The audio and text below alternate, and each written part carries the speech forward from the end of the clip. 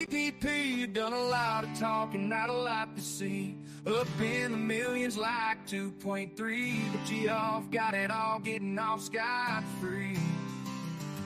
Try to talk tips like we're talking about stock, but you're talking about men printed on card stock. When you open your mouth, I take it with a grain of salt. Cause the market's down and you're down, it's all fault. You ruin the hobby I love with the bullshit. Jeff Wilson, Jeff Wilson, Jeff Wilson. You ruin the hobby.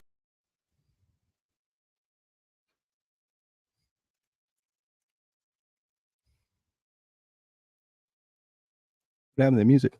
You killed? Killed. Joe Biden must be the DJ tonight, guys. Oh, it's back. Jeff Wilson, Jeff Wilson. Did you dip me out? I think you dipped you out. What you talking about? I don't think you did, deal. It's just a shady shit like a GOBs, like it's wholesale thing with the mid-antiques. Taking money from the people to pay. Most of them are broke, but that's okay. He's getting money, even better tax-free. Other non-stimulus, the PPP. You ruin the hobby I love with your bullshit, Jeff Wilson, Jeff Wilson. You ruin the hobby I love with your bullshit, Jeff Wilson, Jeff Wilson. Jeff Wilson. Jeff Wilson. Jeff Wilson.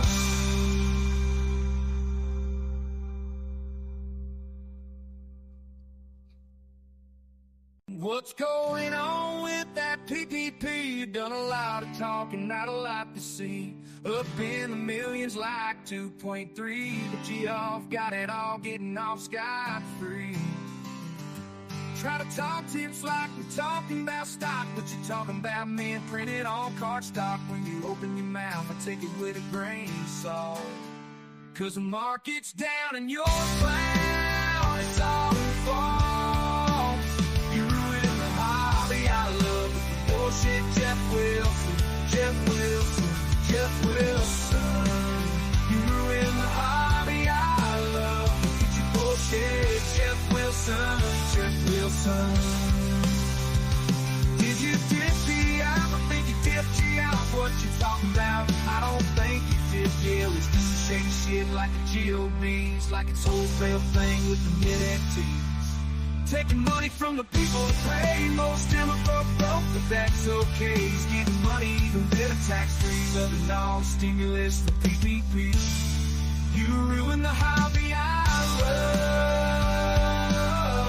love with your bullshit, Jeff Wilson, Jeff Wilson.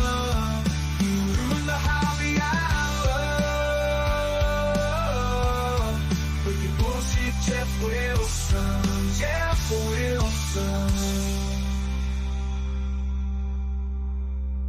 Jeff Wilson. Jeff Wilson. Jeff Wilson.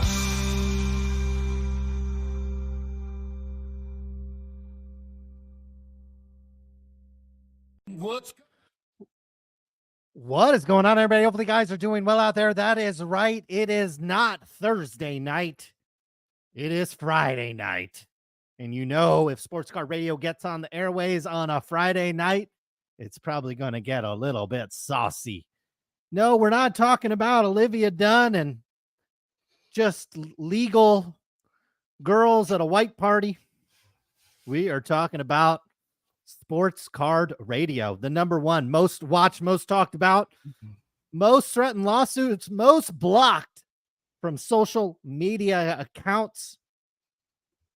Sports Card Radio has been bringing you the truth for now, I've lost count, 16, 17 years. Certainly it's been a long time. We've taken our talents from the podcast world here to YouTube. And there's a lot of guys on YouTube that are going to tell you what to buy, what to sell. They're going to tell you where to send your cards in to get graded. They're probably going to take a press release from PSA and not do any digging after that. But here on Sports Card Radio, we dig and we dig and we dig until we find the truth. A lot of people out there that want to be like Joe Biden. Just read from a teleprompter, read from a press release, read what Topps wants you to say, read what Fanatics wants you to say, read what somebody wants you to say. But here at Sports Card Radio, we're going to tell you the whole truth, nothing but the truth. Never from a teleprompter, never from a script. Super producer Tim is out doing what young men do on Friday nights. For the rest of us, we'll have to sit back and relax.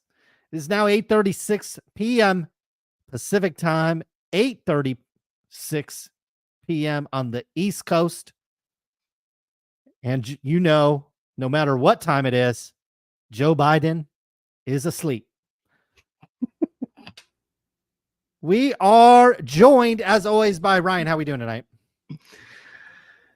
Everything is absolutely fantastic. Special show tonight.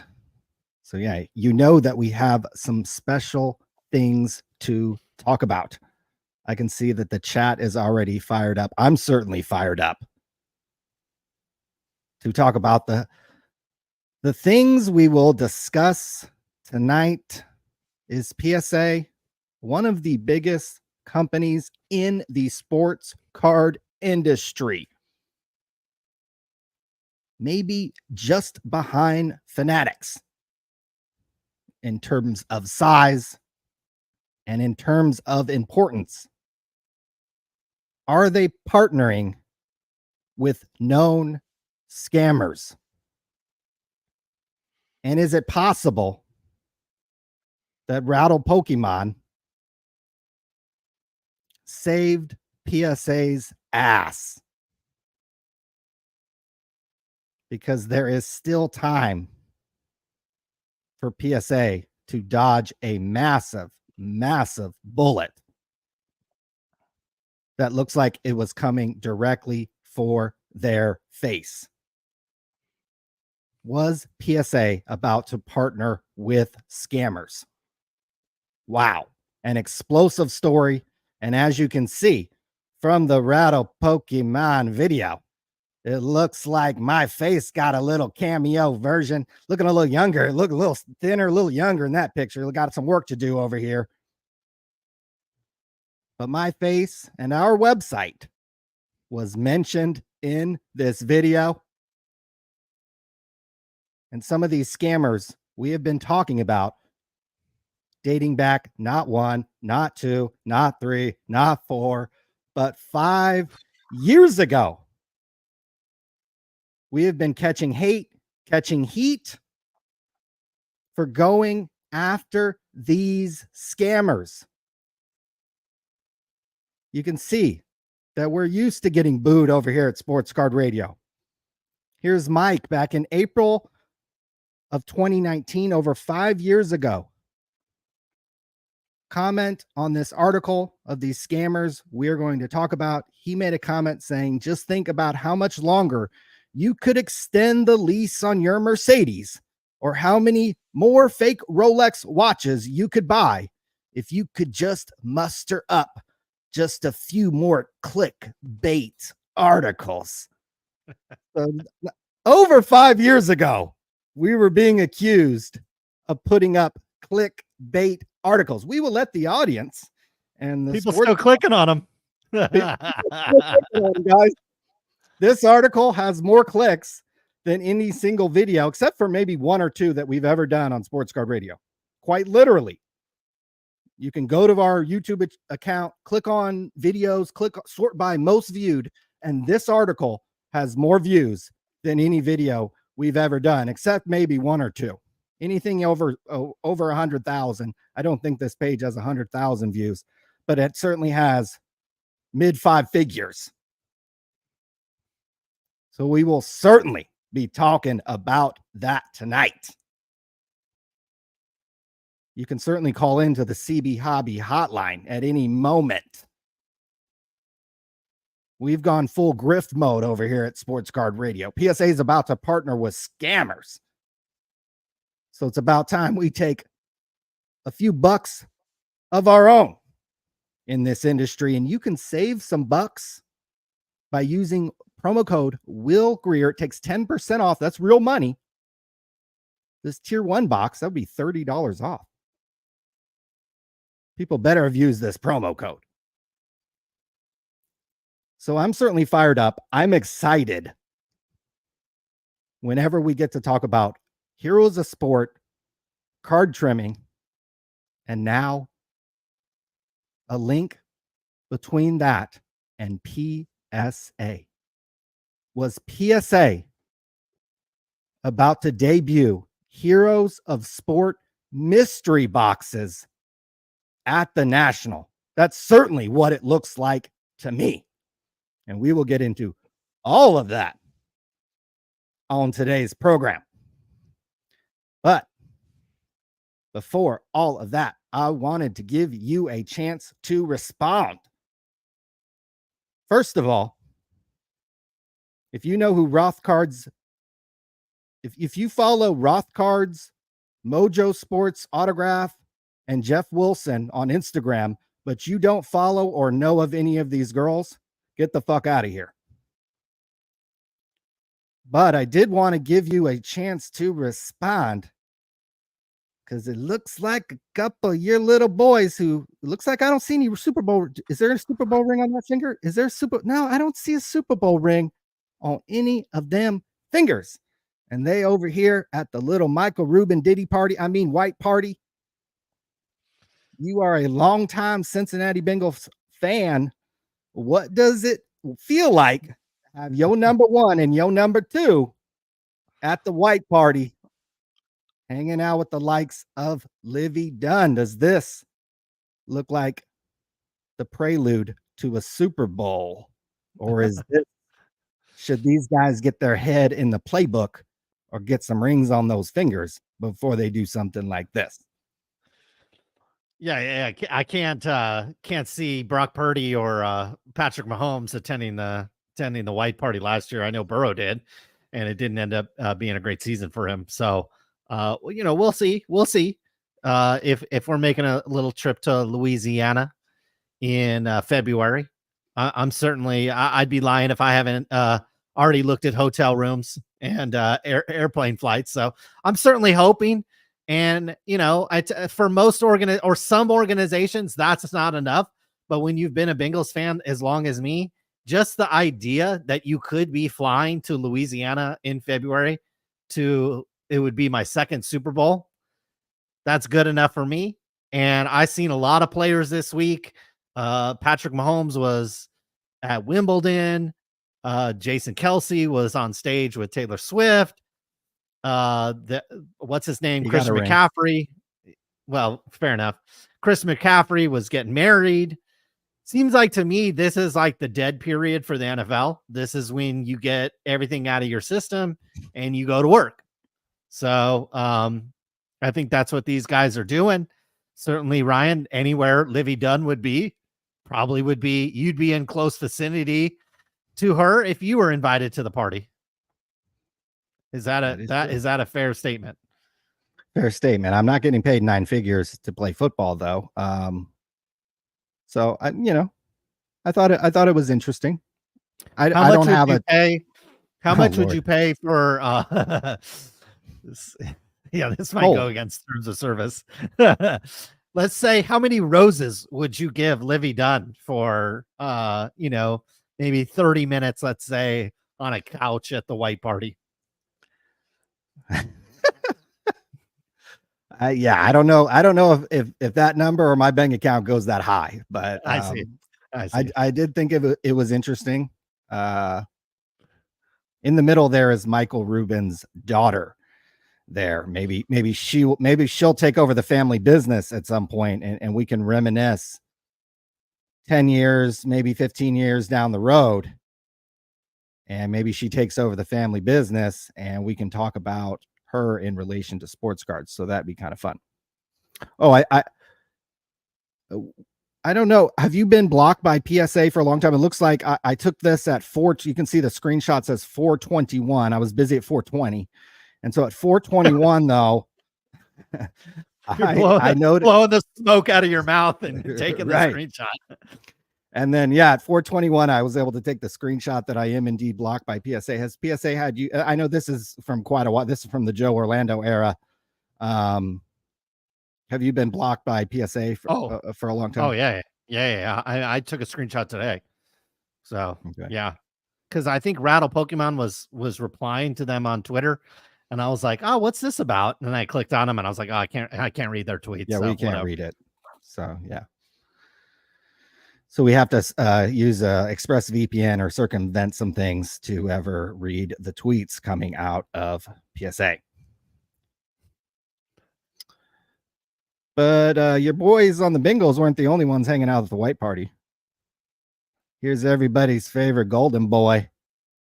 And somebody made a good point. Our boy Odell Beckham Jr. does have a Super Bowl ring, although he does not have it on. Our boy CJ Stroud was over here at the white party. If you were an investor of CJ Stroud, would you feel good about him partying it up? Should he be working out? Should he be working on those triceps? What should, same thing with the Bengals guys, just, hey, party it up the last few weeks before you go to work? Or I mean, it's a long season.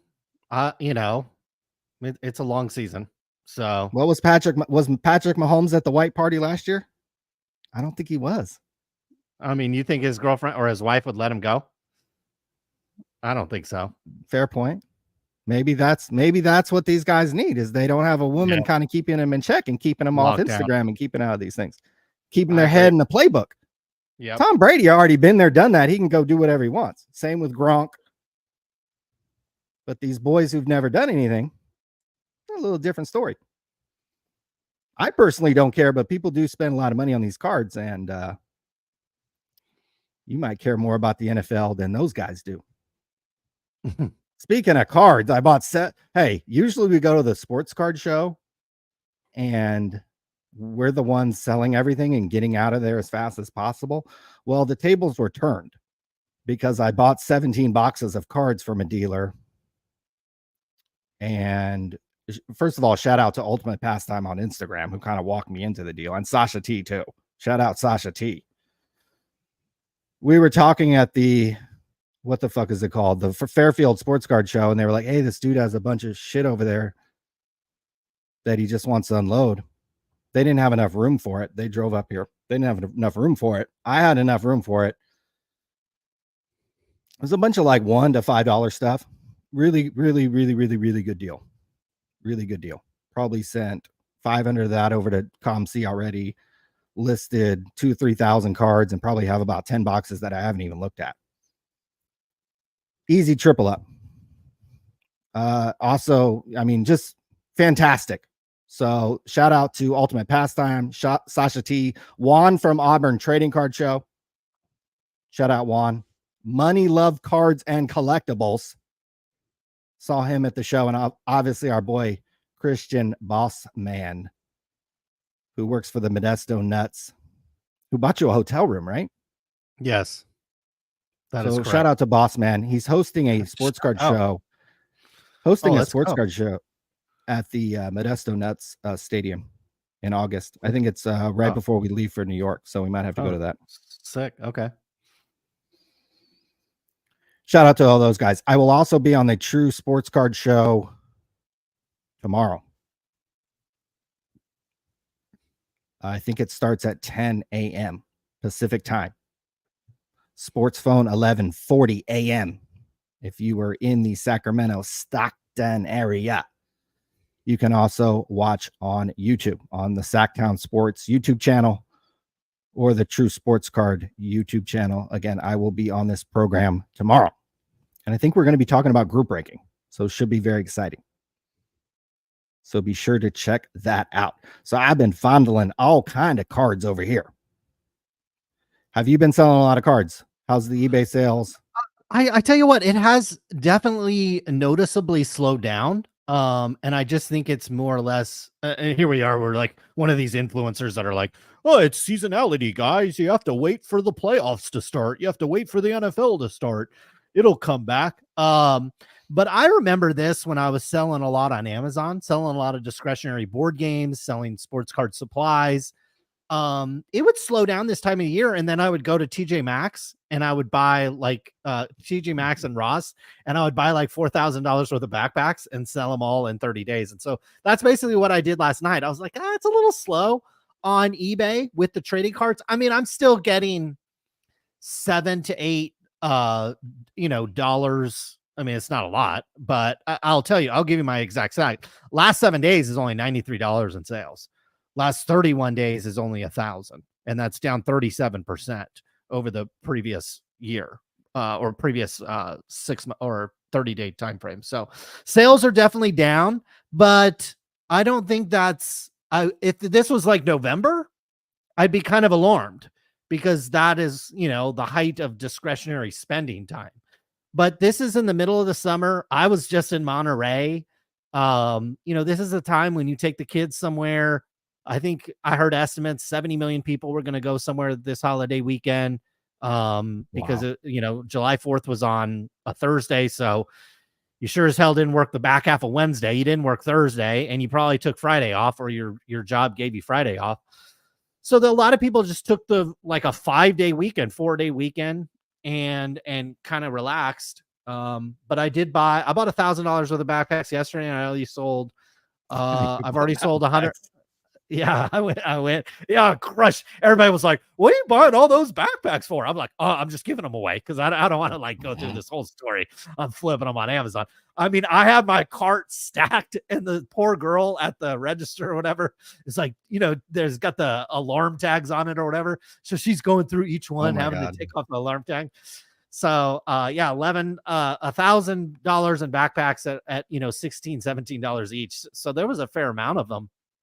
And I've already sold, I think, $115 worth of them in less than 24 hours. So, and it's way, way early for backpack season. Backpack season's like the back half of July, first week of August.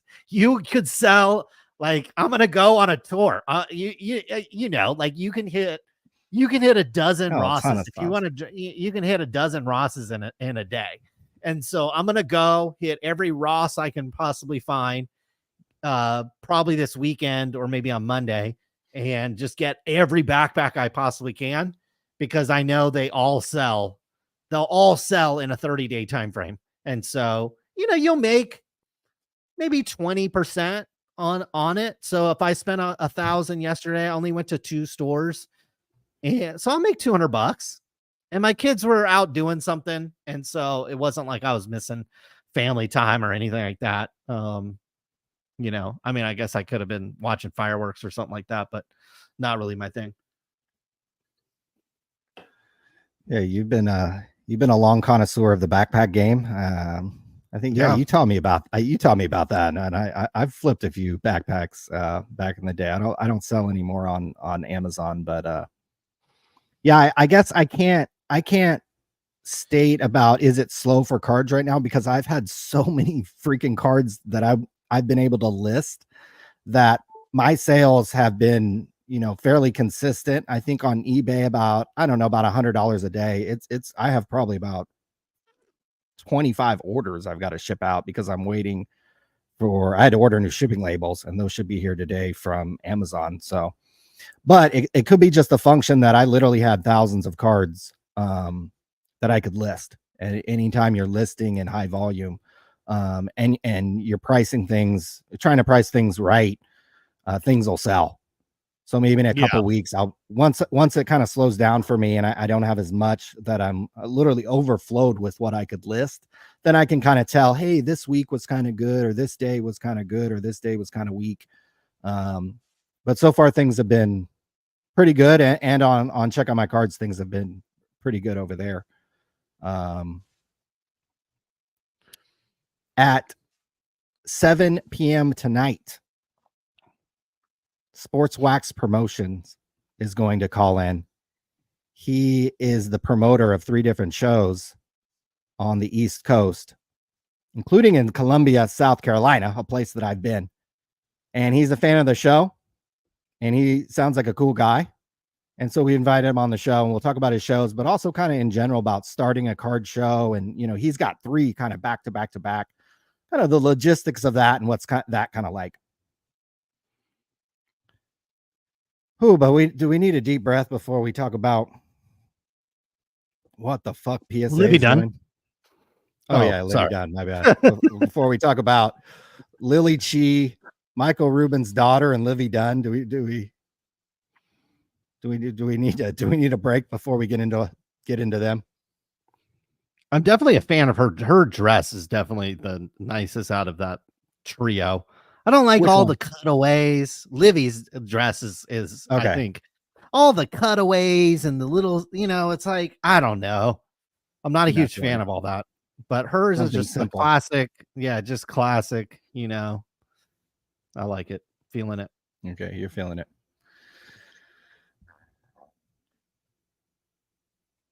So, I don't know if you heard, but there is a vending machine in the fabulous city of Las Vegas where you can put $50 in and out spits out a PSA 10 card. And here's a picture of the vending machine. Looks pretty cool. Looks pretty modern. And if you, I think, walked by this, you might assume this is a PSA vending machine. Here's the big old fucking PSA logo. You win a PSA card. I don't think you can get a BGS or Arena Club or tag label in here. It looks like a kind of a PSA vending machine. And we'll discover later on that maybe it is. So this generated a lot of discussion around the sports card world about the implications of gambling, of repacks. Is this a good idea? So on and so forth. One of the few people, once it was discovered that this was not a PSA vending machine, that somebody else owned this, an independent dealer, a repacker owned this. Looks like our boy Rattle Pokemon did some investigating and discovered who owned this machine. None other than a Justin Rumpf, who we will be able to connect with some very high profile and very well-known scammers in the sports card industry. And Colin, I don't know if I can speak for you, but the purpose of our live stream and the purpose of why we're talking about this is I really don't care if PSA makes or has a vending machine. If there are vending machines in every fucking corner of the universe where you can buy a slab, I actually really don't care if PSA does this or PSA even partners with somebody to do this.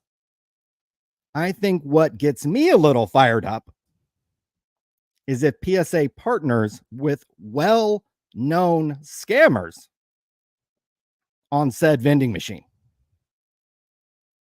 And I think that's where the discussion, most of the discussion tonight will take place.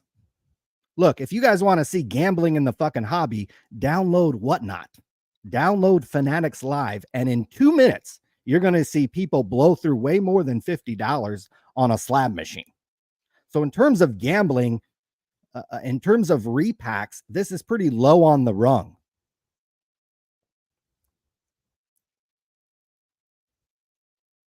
What we do care about, and certainly that gets me a little fired up, is PSA partnering with well-known scammers to produce this machine. We will be talking about 3 hobby heroes. 2 of them are extremely well known if you've been following Sports Card Radio for a long time. Will, aka One Touch Jamit of Heroes of Sport. We'll go into why he's called One Touch. Jesse, aka Salt of the Earth Craig. And if anybody in the chat knows who gave Jesse Craig the nickname Salt of the Earth, bonus points to you. And the 3rd hobby hero who enters the equation tonight is Justin Rumpf, of Cannon Rock. And I am looking for nickname opportunities for Justin Rumpf on today's show. But the first thing we need to do is, how are all three of these guys connected together?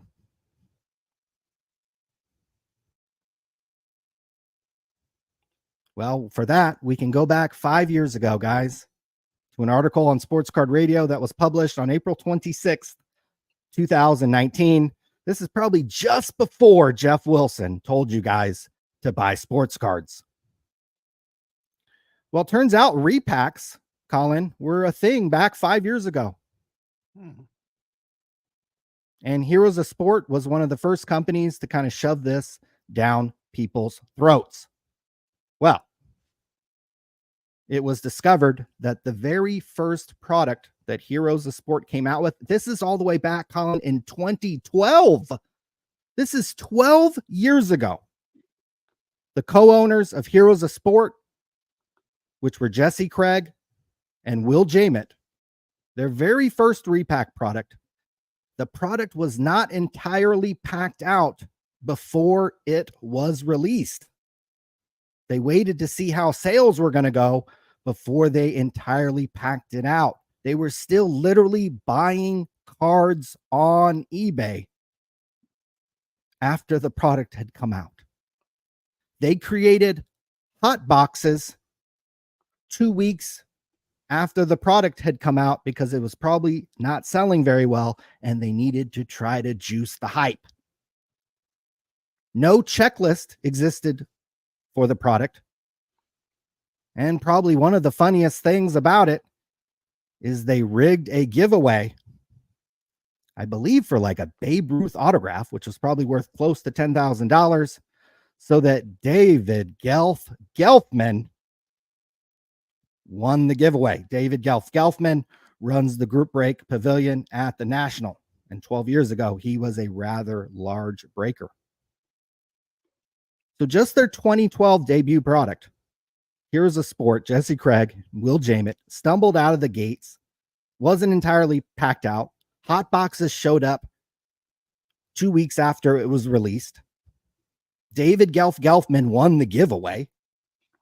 Beckett and Cardboard Connection pimped Heroes of Sport like it was no tomorrow. And you got to think about it. In 2012, Beckett was still a big deal. There were literally banner ads all over their website. They had a leaderboard where you could win this giveaway. Well, the giveaway was rigged so that Gelfman won the giveaway. This was way back in 2012, guys.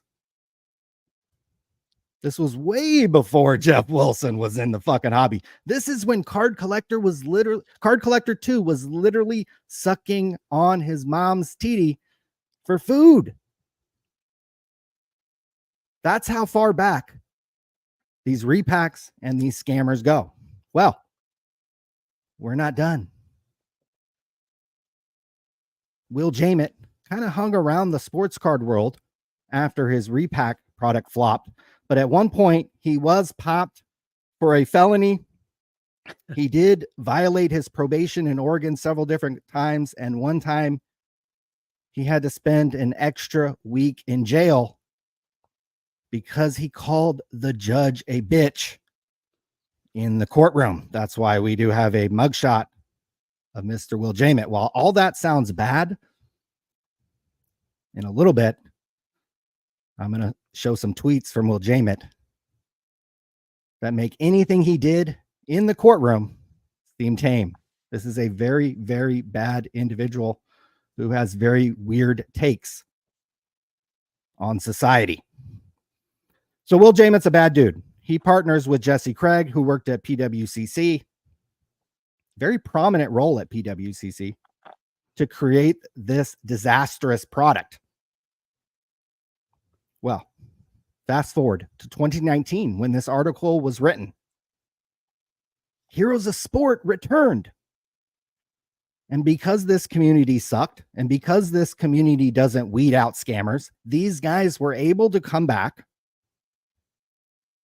7 years after their disastrous first product, 3 years after Jamett had been arrested and called the judge a bitch. 2019, Heroes of Sport comes back with another product called Iconic Heroes.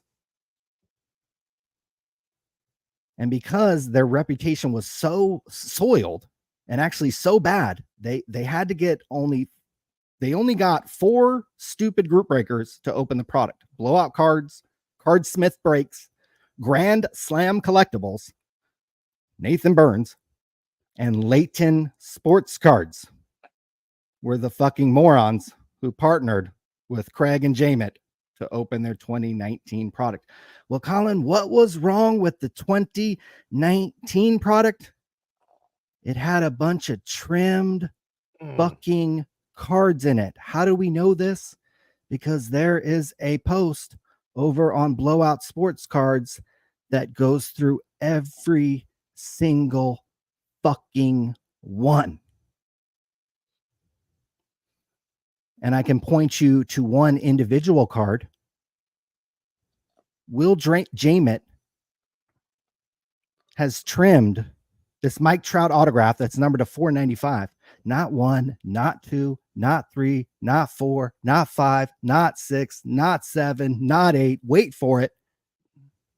9 copies of this card Will Jamit has trimmed and either sold on PWCC or it was in his stupid mystery box products. This set off the card trimming scandal in 2019, just before Jeff Wilson told you guys to buy sports cards. This led to subpoenas being handed out at the National by the FBI. That's how serious this got. If any of these dork influencers were around in 2019, they would have been making videos on this. But it was right before Jeff Wilson told you guys to buy sports cards that all this occurred. So you had these two guys basically fall flat on their face several different times. This is just 2 different products that for time purposes, I left out the Truth and the 2015 product that exclusively got sold in a Facebook group and all the cards ended up on PWCC. We'll save that story maybe for another day. But if it isn't evident that Craig and Jamit, when it comes to making repacks, these guys are fucking morons. Now, how are these guys still relevant today? Craig no longer works at PWCC. He had a prominent role with them in 2019. When the company sold, he's gone. But he started a new business where I guess he's like a card broker. It's called Acquire. And I hate to throw our favorite website collector under the bus that's worth $4 million. But not 2 weeks ago, they fall into the Jesse Craig hype machine. And a bunch of other influencers did too. Apparently, Colin, there was a private sale of a Michael Jordan star rookie card, a private sale.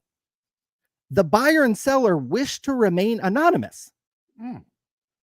Oh, but apparently, Colin, they reviewed bank statements that confirmed the transaction brokered by Jesse fucking Craig, who dealt with high-end trimmed cards. I mean, dealt with high-end deals in his last stop at PWCC. This is the line I love. It's finally time, Jesse Craig said. It's time for collectors to wake up because they've been asleep at the wheel. So he's still Mr. Hype Machine over here. Jesse Craig and the sports card media still eats out of his palm. This is 2 fucking weeks ago. We're literally writing an article on a private sale that was brokered by Jesse fucking Craig,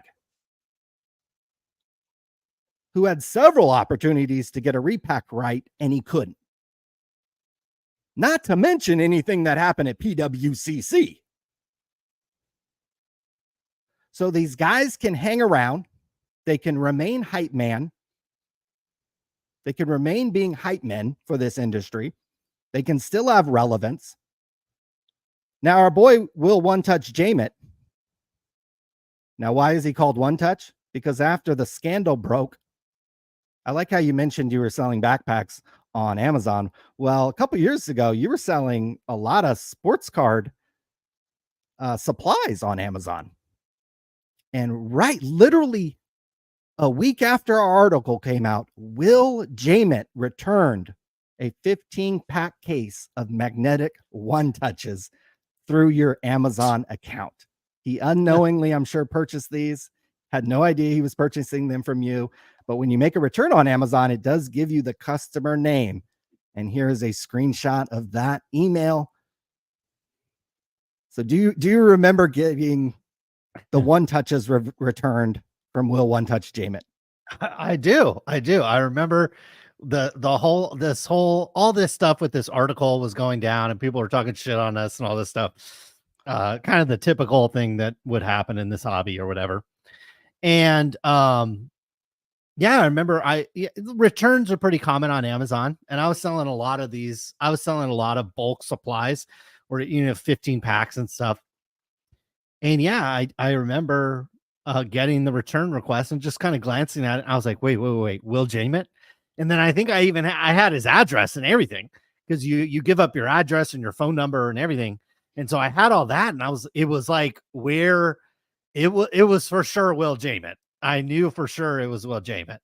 And then after that, it was Will One Touch Jamit. So that's where that nickname comes. Also, when is this? This is 2019. Yes, the article is 2019. So 2019, we had a president at the time who I think is trying to win re-election and very famous for giving people nicknames. And so we were in the business at that time of trying to give every single one of these guys a nickname. And I don't think we had one for Jamit yet. And then so we just called him One Touch. And that certainly has stuck ever since then. So yeah, I mean, selling sports card supplies a year before the boom. So that business certainly was pretty good for a while. Okay, so I hope everybody's following along. And I don't know if $44.99 is good for 15 One Touches anymore. That's the 2019 price. So we can reminisce on that if we need to. But we obviously can see Jesse Craig is at best a shady individual, with his association to Jamit, with his association with PWCC during the trimming scandal, and that he still plays a role today in the hype machine. Will Jamit, I mean, regardless of the legal issues he's gotten into, whatever, innocent until proven guilty, I guess, this guy has some very, very bizarre takes on society, especially considering we just got through with 4th of July. He says, I think all armed, he just went on a rant about policemen. He says, I think all armed service members are basically pigs. I mean, they either get paid to kill people or sit back and don't report murder when it's right in front of their faces. So I vote life in prison or worse, depending on each case. And he says, hashtag Pac and Will 2024. He's a big Tupac Shakur fan. If that's not enough, he said, fuck the Navy SEALs as a whole too. They might be the worst of the government pigs. They literally fly into areas covertly and murder people for money. How the fuck is this allowed? Lock those maggots up and let them burn for eternity. And there is Will Jamit's phone number in case you wanted to text him. He followed that up that if anybody knows if Margaret Robbie has a Twitter, he'd love to send her some public flowers for Barbie. She's arguably his favorite actress. So this is not him being sarcastic. These are his true thoughts on the matter. Those were just a couple tweets that I included. So you can see what type of guy Will Jamit is. You can see the type of guy that Jesse Craig is comfortable with partnering with as well. But we told you there was a third guy. Justin Rumpf, who, according to our boy Rattle Pokemon, runs this PSA vending machine that popped up in Las Vegas. So who the fuck is this guy? He has a very, very deep connection, it turns out, with Will Jamett and Jesse Craig. Jesse Craig, before he started canoodling in sports cards, worked for Justin's mommy, who's a real estate agent in Oregon. So Jesse Craig worked for Justin's mommy. Jesse Craig and Jamett obviously co-owned Heroes of Sport, but how are Justin and Jamett connected? Well, they co-owned these Uptown mystery boxes, which were sold by Pristine Auctions, sponsored by Sports Card Investor. So they set up their own little scam over on Pristine, selling Uptown mystery boxes. And you can, if you want to, look up some Google reviews of people reviewing the Uptown mystery boxes. They were about as good as what was coming out of Heroes of Sport. These guys not only come out with these products, but these repack products not only have trim cards in them, but they're fucking trash. Now, Colin, that's not all. You could say that, hey, maybe Justin's his own man and he's setting up these PSA vending machines on his own. And he's not connected to Will or to Jesse Craig anymore, right? He used to work for Jesse's mommy. He used to make mystery boxes with Will. But maybe he just went out on his own and is making these vending machines. Well, what I don't think we've disclosed on Sports Card Radio is a couple years ago, we heard from Justin's ex-wife, who has quite a lot to say about her ex-husband, Justin. Oh, boy. And does not, quite obviously, does not paint him in a positive light. For an ex-wife to not only find Sports Card Radio and reach out to us is not a first, but this woman doesn't know anything about sports cards, but she does know the extensive dealings of her husband. And apparently in the divorce that she got with her ex-husband, Justin, it was discovered that Justin was the front man laundering money for Will Jamett through several accounts. And this was done because Will Jamett owes child support and owes probably his ex-wife money. And so you kind of need to hide money a little bit, because if it goes through normal channels, child support can get taken out. If you owe money to the IRS, that was alleged to me, that can get taken out. And so Will, and because he had felonies, maybe it was hard to get certain business deals, he needed to go through a front man, which was his buddy, Justin, who they had already partnered on some repacks. And according to Justin's ex-wife, Will and Justin still have a very, very cozy relationship, selling cards primarily through Pristine Auctions. Now,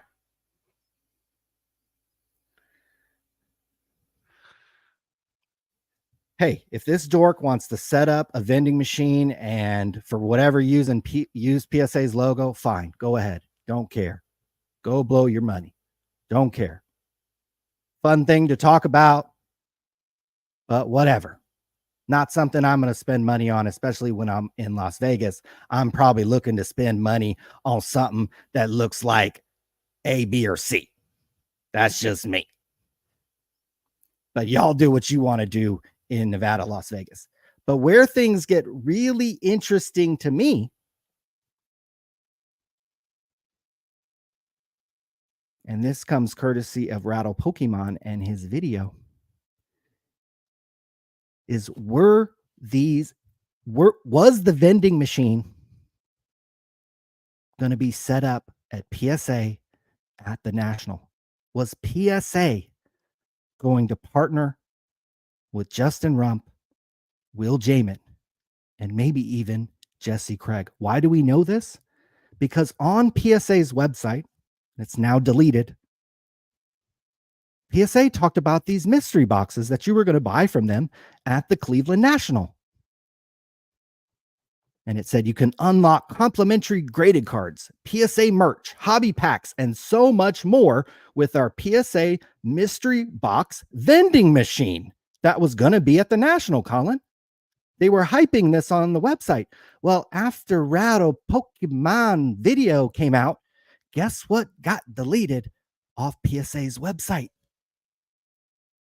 Was this talk about mystery boxes? Well, Colin, I don't know if you knew this, but a picture down here is the packaging, the exact packaging that's inside Justin Rump's vending machine. And I don't know, I'm getting a little old. I'm not Livy Dunn's age. But if you zoom in here, on the left is the actual packaging. On the right is the packaging that PSA displayed on their website. That is the exact same fucking pattern. That's the same fucking pattern, Colin. Is it dumb for me to assume that there's a very strong possibility that PSA was going to bring the Justin Rump vending machine to the National? They talk about it right here on their website. Now it's deleted. Here's the packaging. It's the exact same.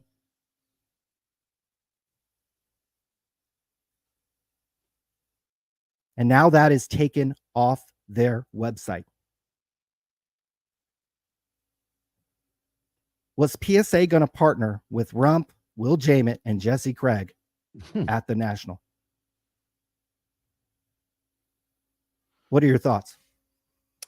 I mean, I think my initial thought is that's kind of interesting, but PSA could have their choice of people to partner with. We wouldn't even be talking about this if it was Beckett, if it was certainly one of these other second tier graders.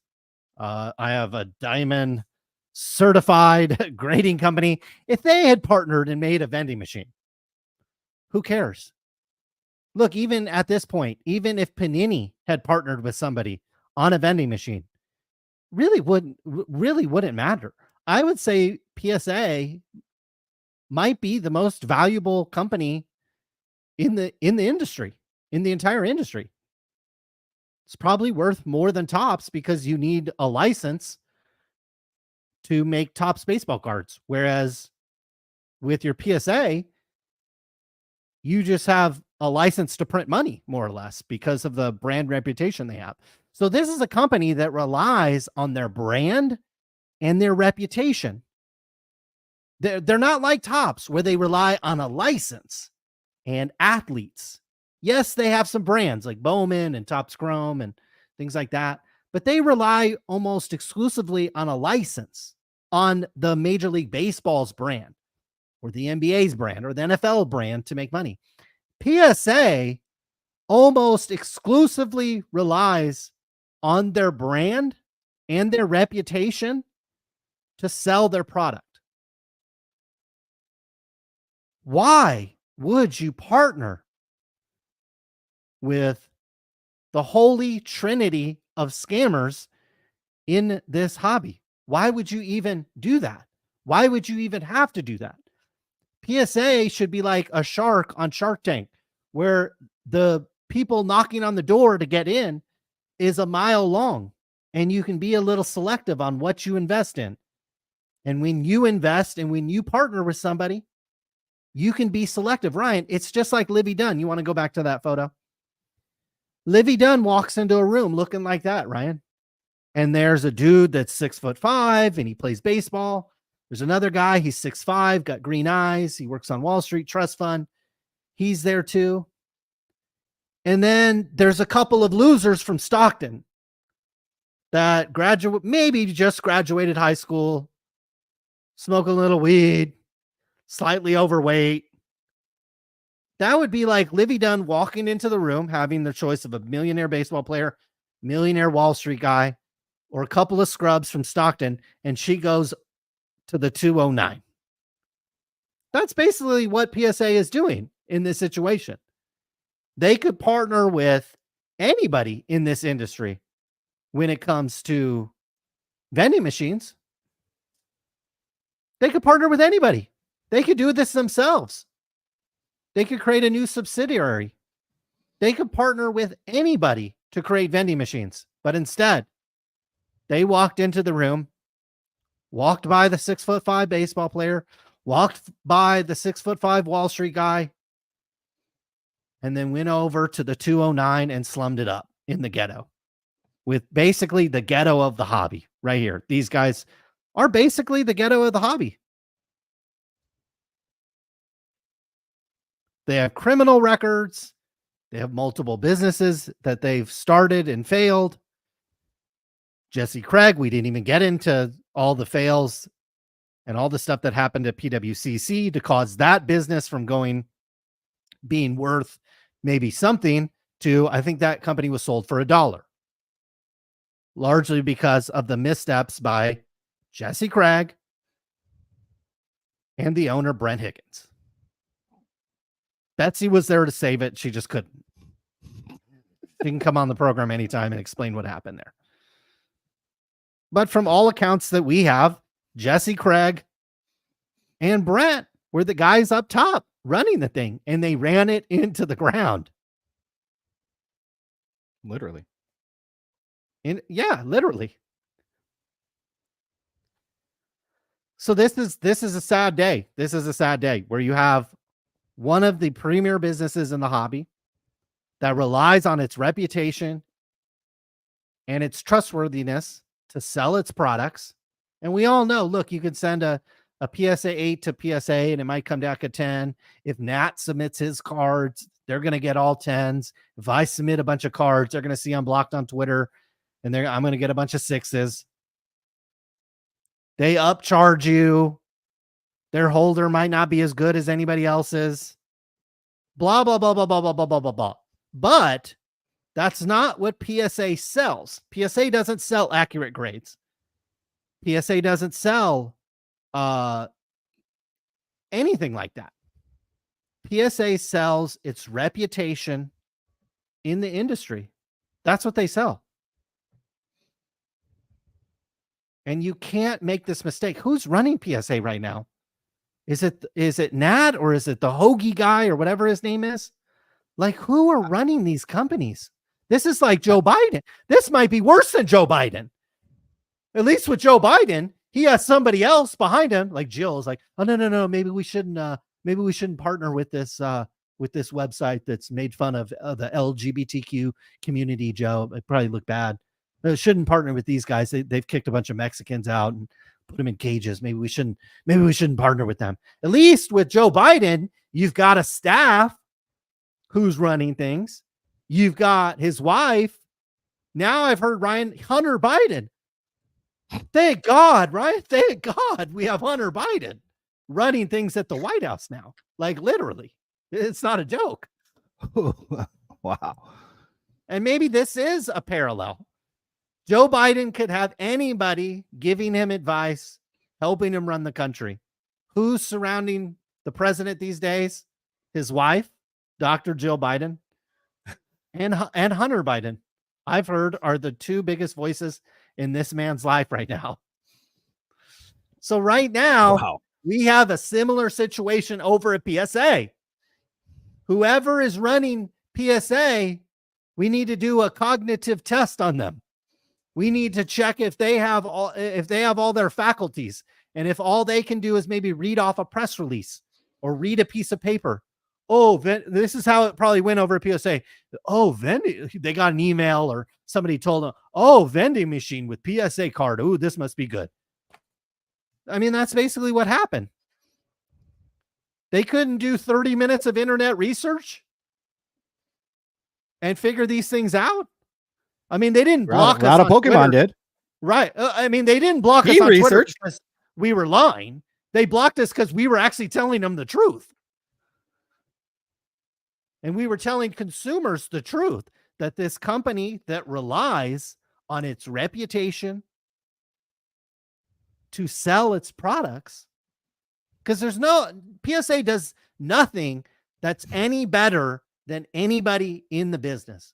Very similar to selling Rolex watches or Louis Vuitton.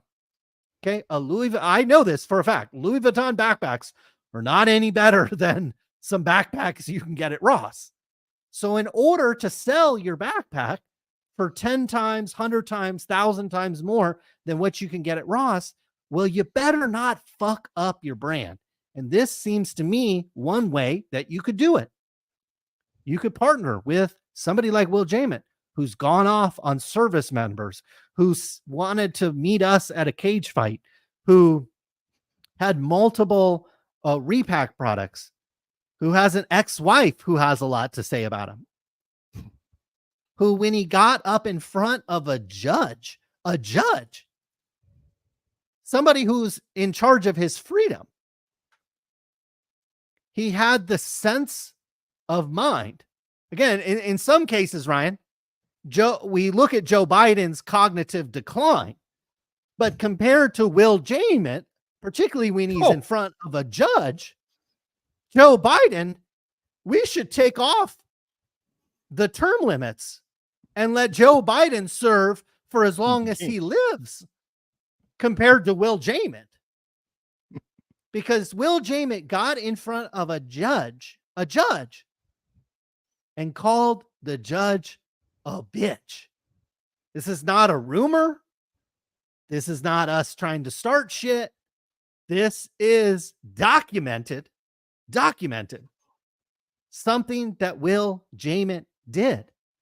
These are the kind of people that PSA, again, a company that relies on its brand, its image, its trustworthiness.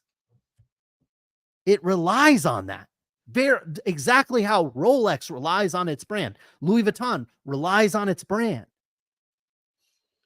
This is like going on national TV for an hour and a half when you're running for president and not being able to put two sentences together. This is right up there with that kind of fuck up. It really is. PSA has a brand that they need to curate. Who is in charge of the PSA brand at the moment if they are partnering with these people? Who is in charge of this brand? Who is looking after this brand? Guys, you could pay us a really small salary.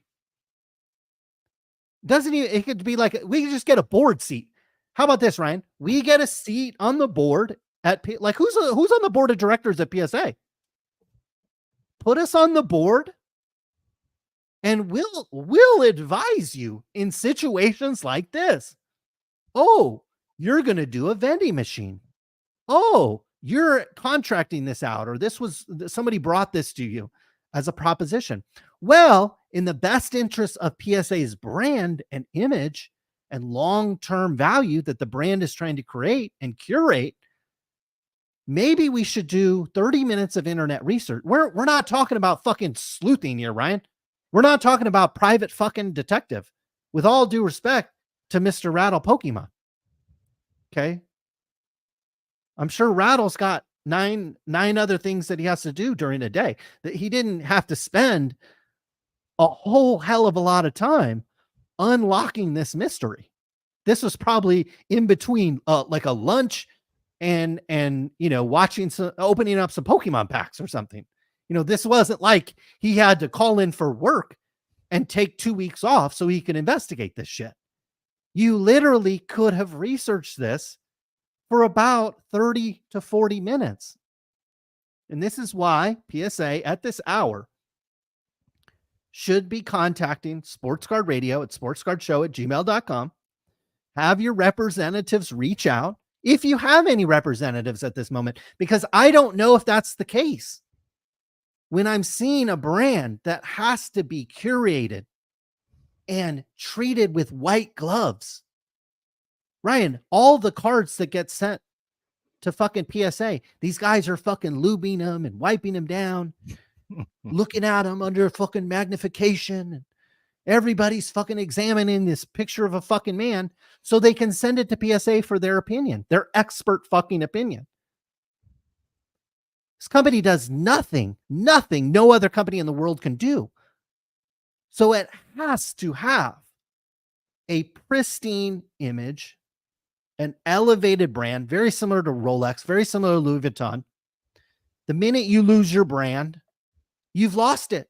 You've lost the ability to maintain control. And we've seen this in the grading card space. Look at Beckett. Beckett was a strong number one, strong number two, depending on how you looked at it, for a long time in this industry. And then they lost it. They lost it. They lost control of their brand. They lost control of the trust of the collector. And doing things like this is not going to help PSA. And there's going to be people out there that literally have only been collecting since Jeff Wilson and Rothbard started making videos on YouTube. No, PSA is always going to be the shit. No. That's not true. That's not true. Topps could start, Fanatics could start grading cards. Another company could upstart and take over the business. Will a situation like this totally derail your campaign efforts? Maybe, maybe not. Still plenty of time to go before the next election comes. But PSA is on watch, and their approval ratings just took a hit after this situation. And I propose PSA, whether it's Nat Turner or the fucking other dipshit there. I mean, why is there no fucking alpha males like running any of these card companies? I mean, with all due respect, other than Michael Rubin, probably. And some people are, oh, Michael Rubin's a fucking sissy little bitch. No, he's not. No, he's not. The guy's a fucking businessman. The guy knows how to fucking get shit done. Now, is it always perfect? You look at the Fanatics products, you look at the baseball jerseys, you look at the merchandise they just gave out for the Stanley Cup. No, it's not fucking perfect. It's not fucking perfect. But this is a joke. This is ridiculous. PSA doesn't do a lot of partnerships and a lot of collaborations. I propose whatever dipshit. We know Joe Orlando's not there anymore. He got hired by Heritage or something. One of them.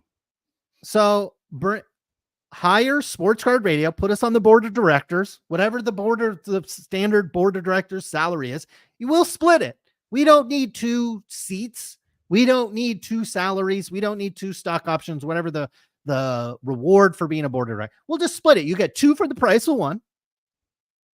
Put us on the board of directors of collectors or PSA or whatever the fuck you want to call it. And we'll make sure you don't end up in this situation ever again where you're partnering with fucking known criminals, not just scammers in the hobby, right? Known fucking criminals. And then when you want to look at like Jesse Craig, fucking loser. Just look at that fucking idiot. He's a loser. That guy has loser written all over him. Oh, but he said it's time for collectors to wake up because they've been asleep at the wheel. That's sleep at the fucking wheel. Sleep at the star 80 fucking 4. So we've been asleep at the wheel for 40 fucking years. Yep. The discussion between the star 84 and the 86 Fleer has been going on for as long as I've been fucking alive. I mean, literally, there's been a discussion among collectors. What's Michael Jordan's best fucking card? What's his rookie? No, it's not going to change just because Jesse motherfucking Craig said it. He's a fucking loser. He can't hang in real estate. He can't hang at PWCC. Started fucking Acquire or whatever it's called. A queer? Is that what a queer? Probably, yeah. Because unless he was trying to slide up into Betsy's office, then he's a queer. Well, I did say who gave Jesse Craig the nickname Salt of the Earth. It was none other than Betsy Higgins, who on a blowout forum trying to defend Jesse Craig said, "Hey guys, he's the salt of the earth. He would never do anything shady, Colin. Never create some repacks, pack them out after release day, create some hot boxes after it was packed out, rig a giveaway, put a bunch of trimmed fucking cards in there. He would never do such a thing." Plus his association with Will Jamett. I think anybody closely associated with Will One Touch Jamett should be given the very hard magnifying glass. This is a man who has very, very few redeeming qualities. And again, other I didn't than show the he wants to, other than that, he wants to slide into Margot Robbie's DMs. That idea is only, you know, I thought Barbie was a horrible movie though. So I question his cinematic taste. I have not seen the movie, but she does look quite nice in it. Let's just put she it that does look way. quite lovely, and the outfits are lovely, so it's worth a watch. Sure. But his other takes on servicemen, I mean, there's the left and the right, and then there's, Will Jamett's camp. I mean, very, very, very few people have these kind of sentiments, real life sentiments. So this is a guy who, again, in court, he pops off at the judge, calls him a bitch. He has these weird takes on society, but he happens to be buddies with some key people in the industry. And it's certainly, this is to me what put me over the edge and got me fired up, is the fact that PSA was going to traipse out a vending machine in fucking Cleveland, and the packaging was the exact same as what's coming out of Justin Rump's and Will Jamett's vending machine. And deleting it off their website kind of makes PSA look guilty. So I am pledging here at Sports Card Radio. I'm going to pledge. We don't make a lot of content anymore, except for going live normally on Thursdays, special night tonight. If PSA shows up to the National with the Cannon Rock, aka Justin Rump, aka Will Jamett mystery box machine, if they show up with this fucking machine, I will make a video every single week for the rest of the year documenting the failures that occur weekly at PSA. Plus, we can obviously date back and get into the greatest hits over at PSA that quite literally start with the very first card they ever graded. So whoever's running PSA, and we're not really sure, whoever's making the decisions over there, if you show up with the PSA vending machine at the National, sponsored by Craig, Rumpf, and Jamett, you will be hearing from Sports Card Radio on a weekly basis, documenting your many, many mistakes. This is a company that grades 1 million sports cards a month. It's like 10 times more than anybody else grades. So there are countless mistakes, high profile and not, that happen every day at PSA. I think I've sent out a few thousand cards in the last 4 or 5 weeks. You're damn right I made a fucking mistake or two and had to issue a refund because I fucked up. So if you're grading 1 million cards, you're gonna fuck up. And we grant some grace over here at Sports Card Radio, and we don't hit them over the head for every mistake. But if you're gonna be partnering with these fucking clowns, then maybe we should be highlighting the mistakes a little further. So this has certainly got me fired up. Not the fact that there is a vending machine, not the fact that PSA was partnering with somebody. It didn't matter to me what they were going to do. But if you're going to partner with scammers, and partner with well fucking known scammers. Radu Pokemon, I don't know. He can speak to this. How much time did it take him to research and create this video? That's all the research PSA had to do. Was the same amount of research that Rattle Pokemon. How about a board seat for Rattle Pokemon? He needs a fucking board seat. And I don't think I'm speaking out of school to say that Rattle Pokemon did contact us before he made the video. To get our information and what we knew about Justin Rumpf. And that's the exact same thing PSA could have done. They could have Googled this motherfucker. They could have seen that we talked about him. Rattle Pokemon didn't know off the top of his head that we talked about him, but he probably did some Googling or whatever and saw that we talked about him and saw the little articles that we have about Betsy and about her little crew at PWCC and about Will Jamin. And so he reached out to us. He said, hey, what do you know about this? And he probably reached out to several other people. That's all it fucking takes. And if there's any journalist in the fucking hobby,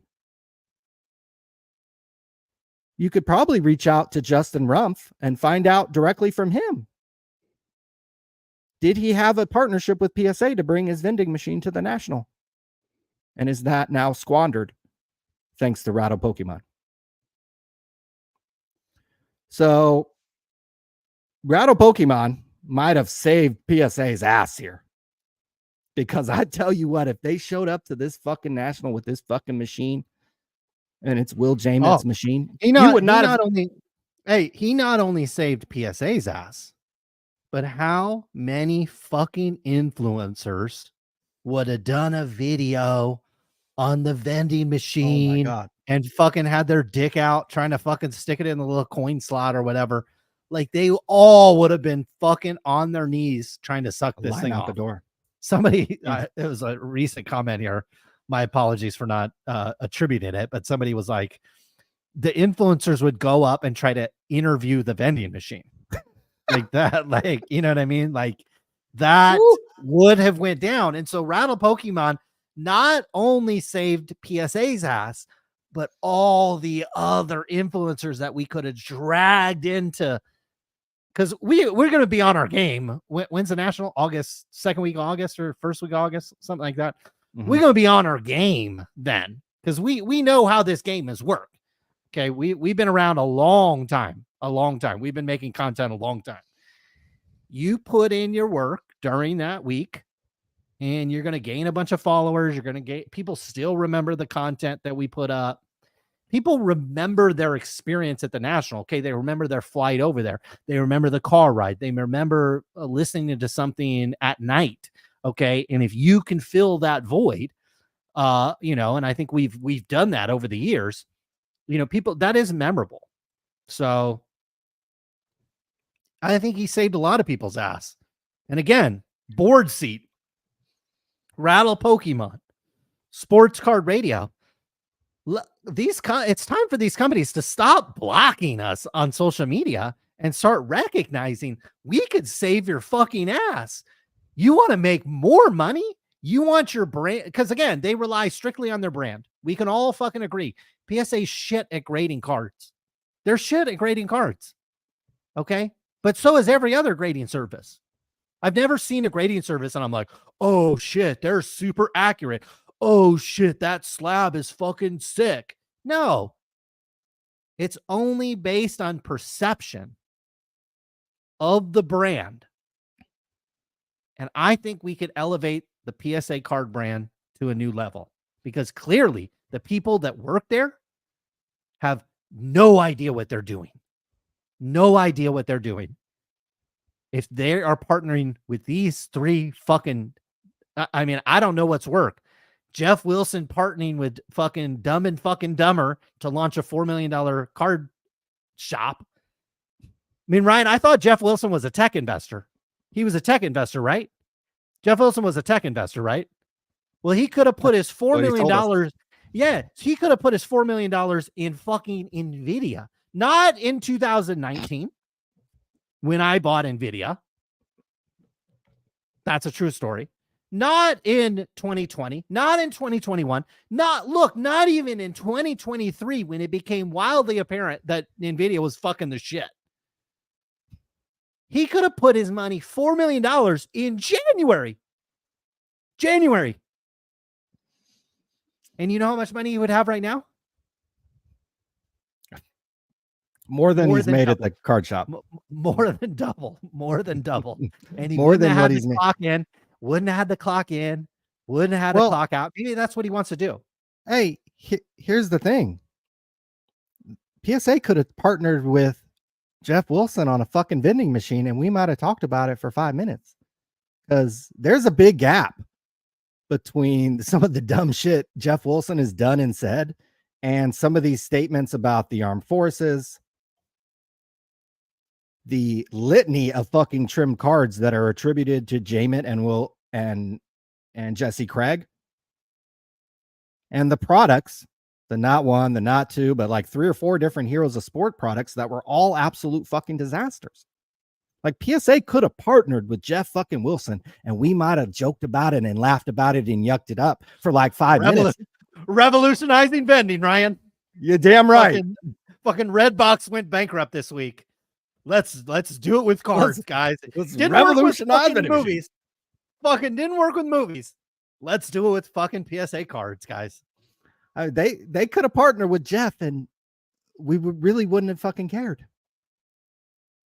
He would have been a 4x better choice to partner with than the fucking clown crew in Oregon, Jesse Craig, Justin Rumpf, and Will Jamit. So I was absolutely fucking floored. When was it? This video came out 2 days ago. I was fucking floored when I saw this video, and then they took out the packaging, and we could see that the packaging is literally the exact same that PSA was about to fucking debut at the National. To me, that signaled that Justin Rumpf probably to get a better deal on this vending machine. He did not make 1. He didn't make 2. He probably made 4 or 5 of these motherfuckers and made a big investment in this and placed them. They're probably at different locations. Maybe we don't know about them yet. That's what it looks like to me, that there is a very, very much closer relationship between PSA and the Oregon fucking triplets than PSA wants to let on. Now, we are blocked on Twitter, and I believe PSA, they spoke to our favorite website, Collect, where they have tried to distance themselves and say the vending machine isn't associated with them, that it's a vendor's, but they didn't disavow that they were going to partner with this motherfucker at the National. And so Rattle Pokemon, like you said, saved a lot of. There's the logo, the Cannon Rock logo that is on the vending machine, and the Cannon Rock company is associated with Justin Rumpf, who has a shaved ice fucking business, who has like a gardening business, who has shell company after business after business after business. I mean, I don't necessarily think it's a bad idea. I think it's a fine idea. I don't care about the vending machine. I think the idea is fine. Right. I don't go to Whatnot. I mean, there's 10x worse gambling and ways to blow your money on Whatnot and Fanatics Live than this stupid vending machine. It's only only $50. Now, you're not going to pull anything good out of there. I think Dan the Card Man did a video where the fucking Charizard that's pictured on the front of the vending machine is no longer validated over at PSA, or it's fucking decertified over at PSA. Of course. Wouldn't expect anything different from this group of individuals and PSA. Not even validating. Now, like the first thing you would do is, let's check the cert numbers of the cards on the front of the wrap. They don't even check their own fucking wrap. I mean, it's a joke. It's a joke. It's a joke. And in about 5 minutes, it'll be a great segue because we've been so negative and people are always so mad that we're always so negative about the fucking hobby. We do have our boy James, who's going to call in from Sports Wax Promotion to talk about his card shows. He's giving away 100 racks. So maybe we can go win that. Well, if we won the 100 racks, they'd be calling it rigged, but maybe somebody can win the 100 racks, make their own vending machine, and maybe we can hype it on Sports Card. Yeah, we don't care about the idea. I think the idea is fine. I think if PSA made it themselves, it would be fine. I think if PSA partnered with Jeff Wilson or anybody else on this, or not anybody, but 99% of the other people in this hobby, it would be totally fine. The fact that they chose these fucking three goobers, it's very telling that an ex-wife of one of these guys reached out to me, and she has sent a litany of messages. This is just a small sample of what she has said about Justin Rumpf, and she's made a lot of allegations about Will, about Justin, about hiding money, about IRS tax evasion, about on and I mean, we going on and on and on and on about how Justin only pays her $83 a month in child support. I mean, what does $83 get you? Like a half a cart of groceries these days, thanks to Joe Biden. So she's obviously pissed, and she certainly. I specifically asked her. I said, "Hey, you know, what is the close connection between Will and Justin? Besides the fact that they made the mystery boxes for Pristine Auctions, that was sponsored by Jeff Wilson. Will funnels a lot of his money through Justin's various businesses. Again, he has the vending business. He also has a shaved ice business that apparently has never, according to the wife, never sold any shaved ice. I mean, if I got off my ass, I could make a 5-part series on Justin Rumpf just from what the ex-wife has told us. But I think Rattle Pokemon did a fantastic job kind of diving into this, exposing the connection. And then as soon as PSA deleted the shit off their website, to me, they had a partnership. Unless Justin Rumpf comes out and says, no, we didn't have any agreement or any deal, and I didn't have any part in their national vending machine, then I might be able to be talked off the ledge. But right now it's high alert over at PSA, especially with the national coming up, high profile events coming up in this hobby. These are high profile companies. And every mistake that they make should be magnified. But speaking of magnification, we got our boy James in the house from Sports Wax Promotions. You over here giving away $100,000. You got 3 card shows coming up. Boy, talk about a guy who's working. You had one in Wilmington just last week. We got one in Morrisville, North Carolina. Looks like next week. And then we got one in Columbia, South Carolina, which I'm certainly excited about. I think your mic's muted. There we go. Now we got you. Hold on.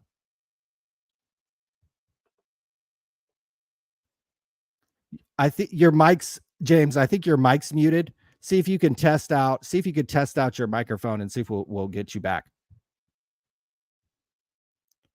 So we'll get James to work. You didn't hear him calling, did you? I couldn't hear him. I hear him now. James, you're back.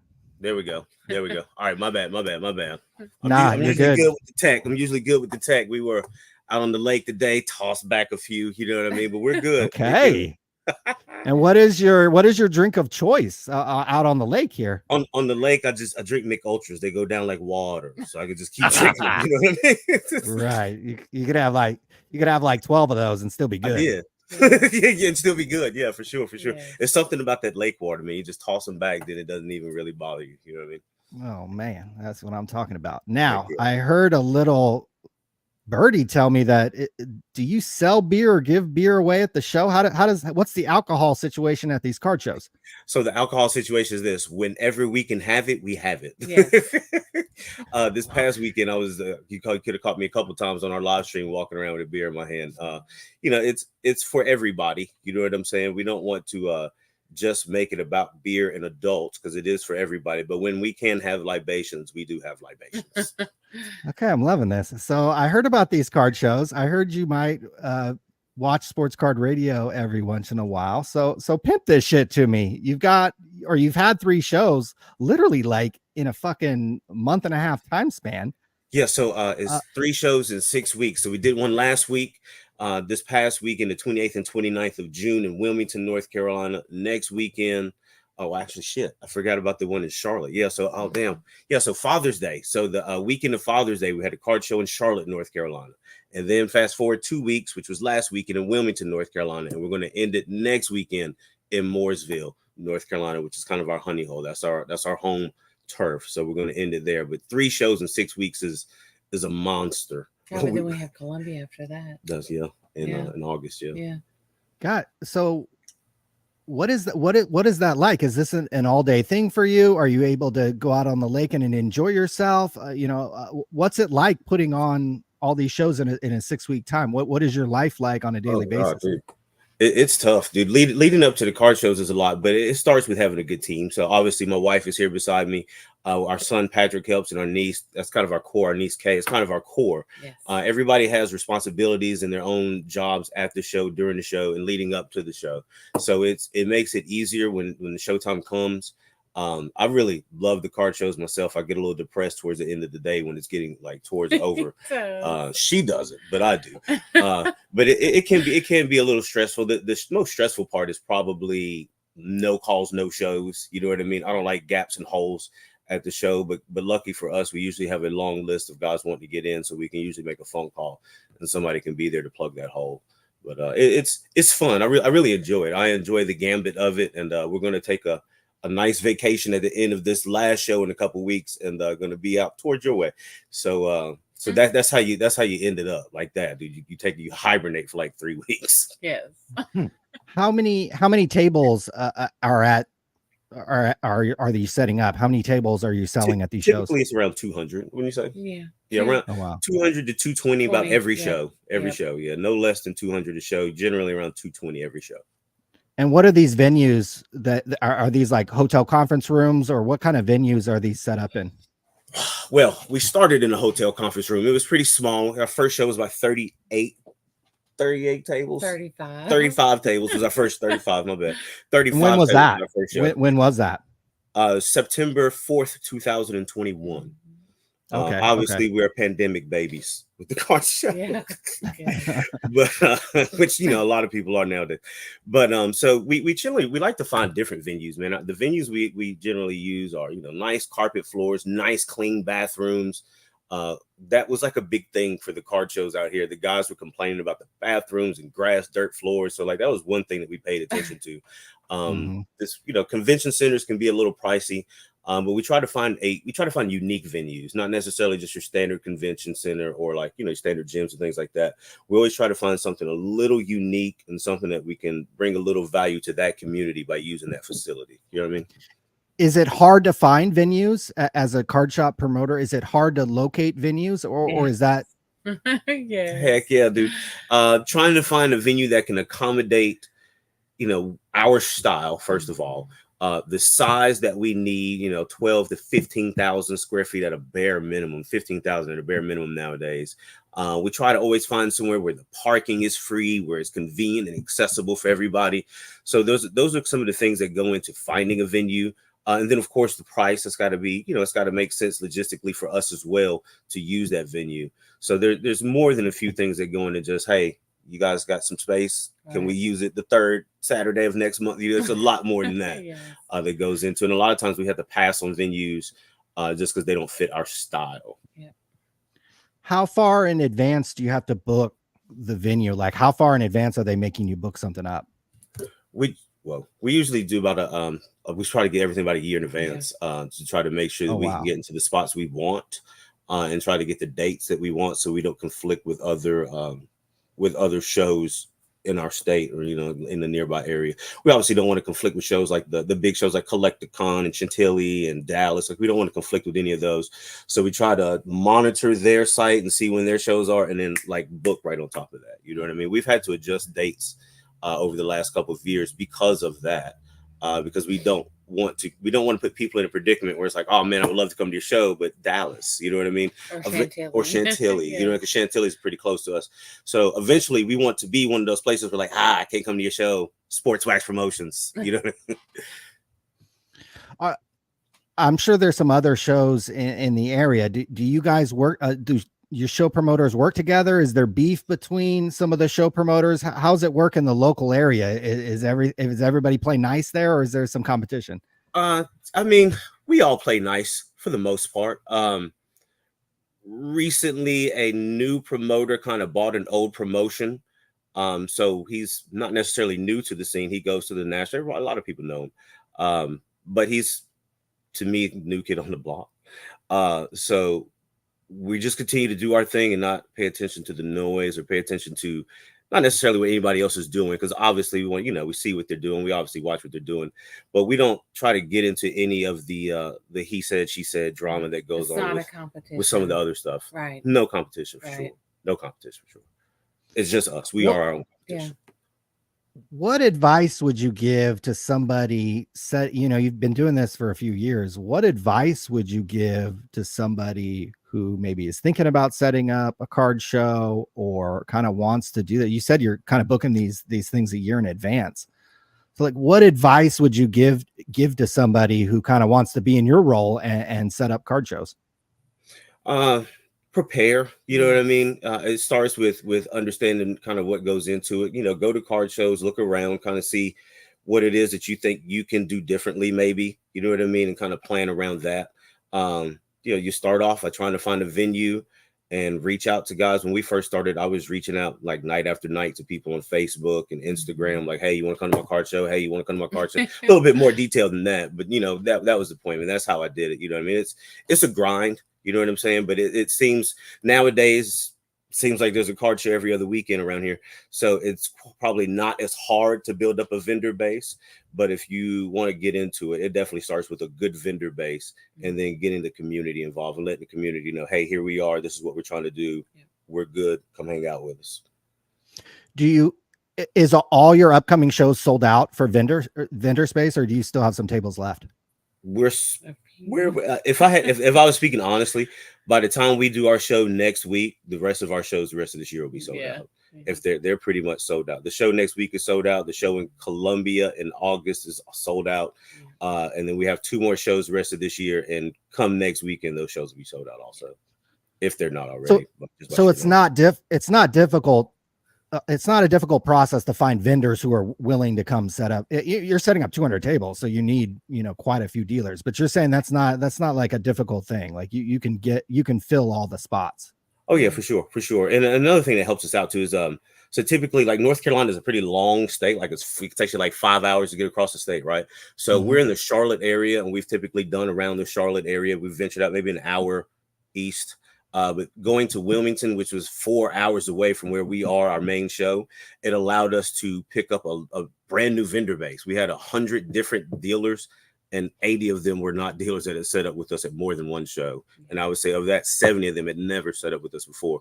And more than 2 handfuls, probably 14 of those guys are coming to the next show next weekend, and they're all trying to get into Columbia. So that has helped us to grow the vendor base. So as far as selling out shows, it's not a problem as far as vendors at all. And do you have a sense of what sells the best in your area, or at least in North Carolina? Like, is it football? Is it modern? Is it vintage? Is it the Panthers? Like, what sells the best? If I come to one of your card shows, like, what's kind of the hot thing? Man, honestly, we've done a good job of having a great mix of vendors. Yes. Like, I can't put a hot spot on what's great, because you can have a couple of guys that have vintage and they'll kill it. You know what I mean? You have a couple of guys that have rows and rows of dollar boxes and they'll kill it.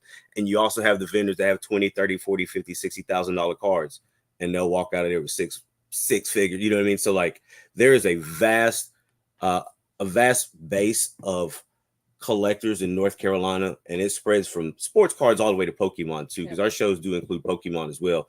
And so it's very, very widespread, very widespread. If you've watched our show, you know we've talked a lot about Kurt's card care and card cleaning and so Juice. forth. The juice, baby.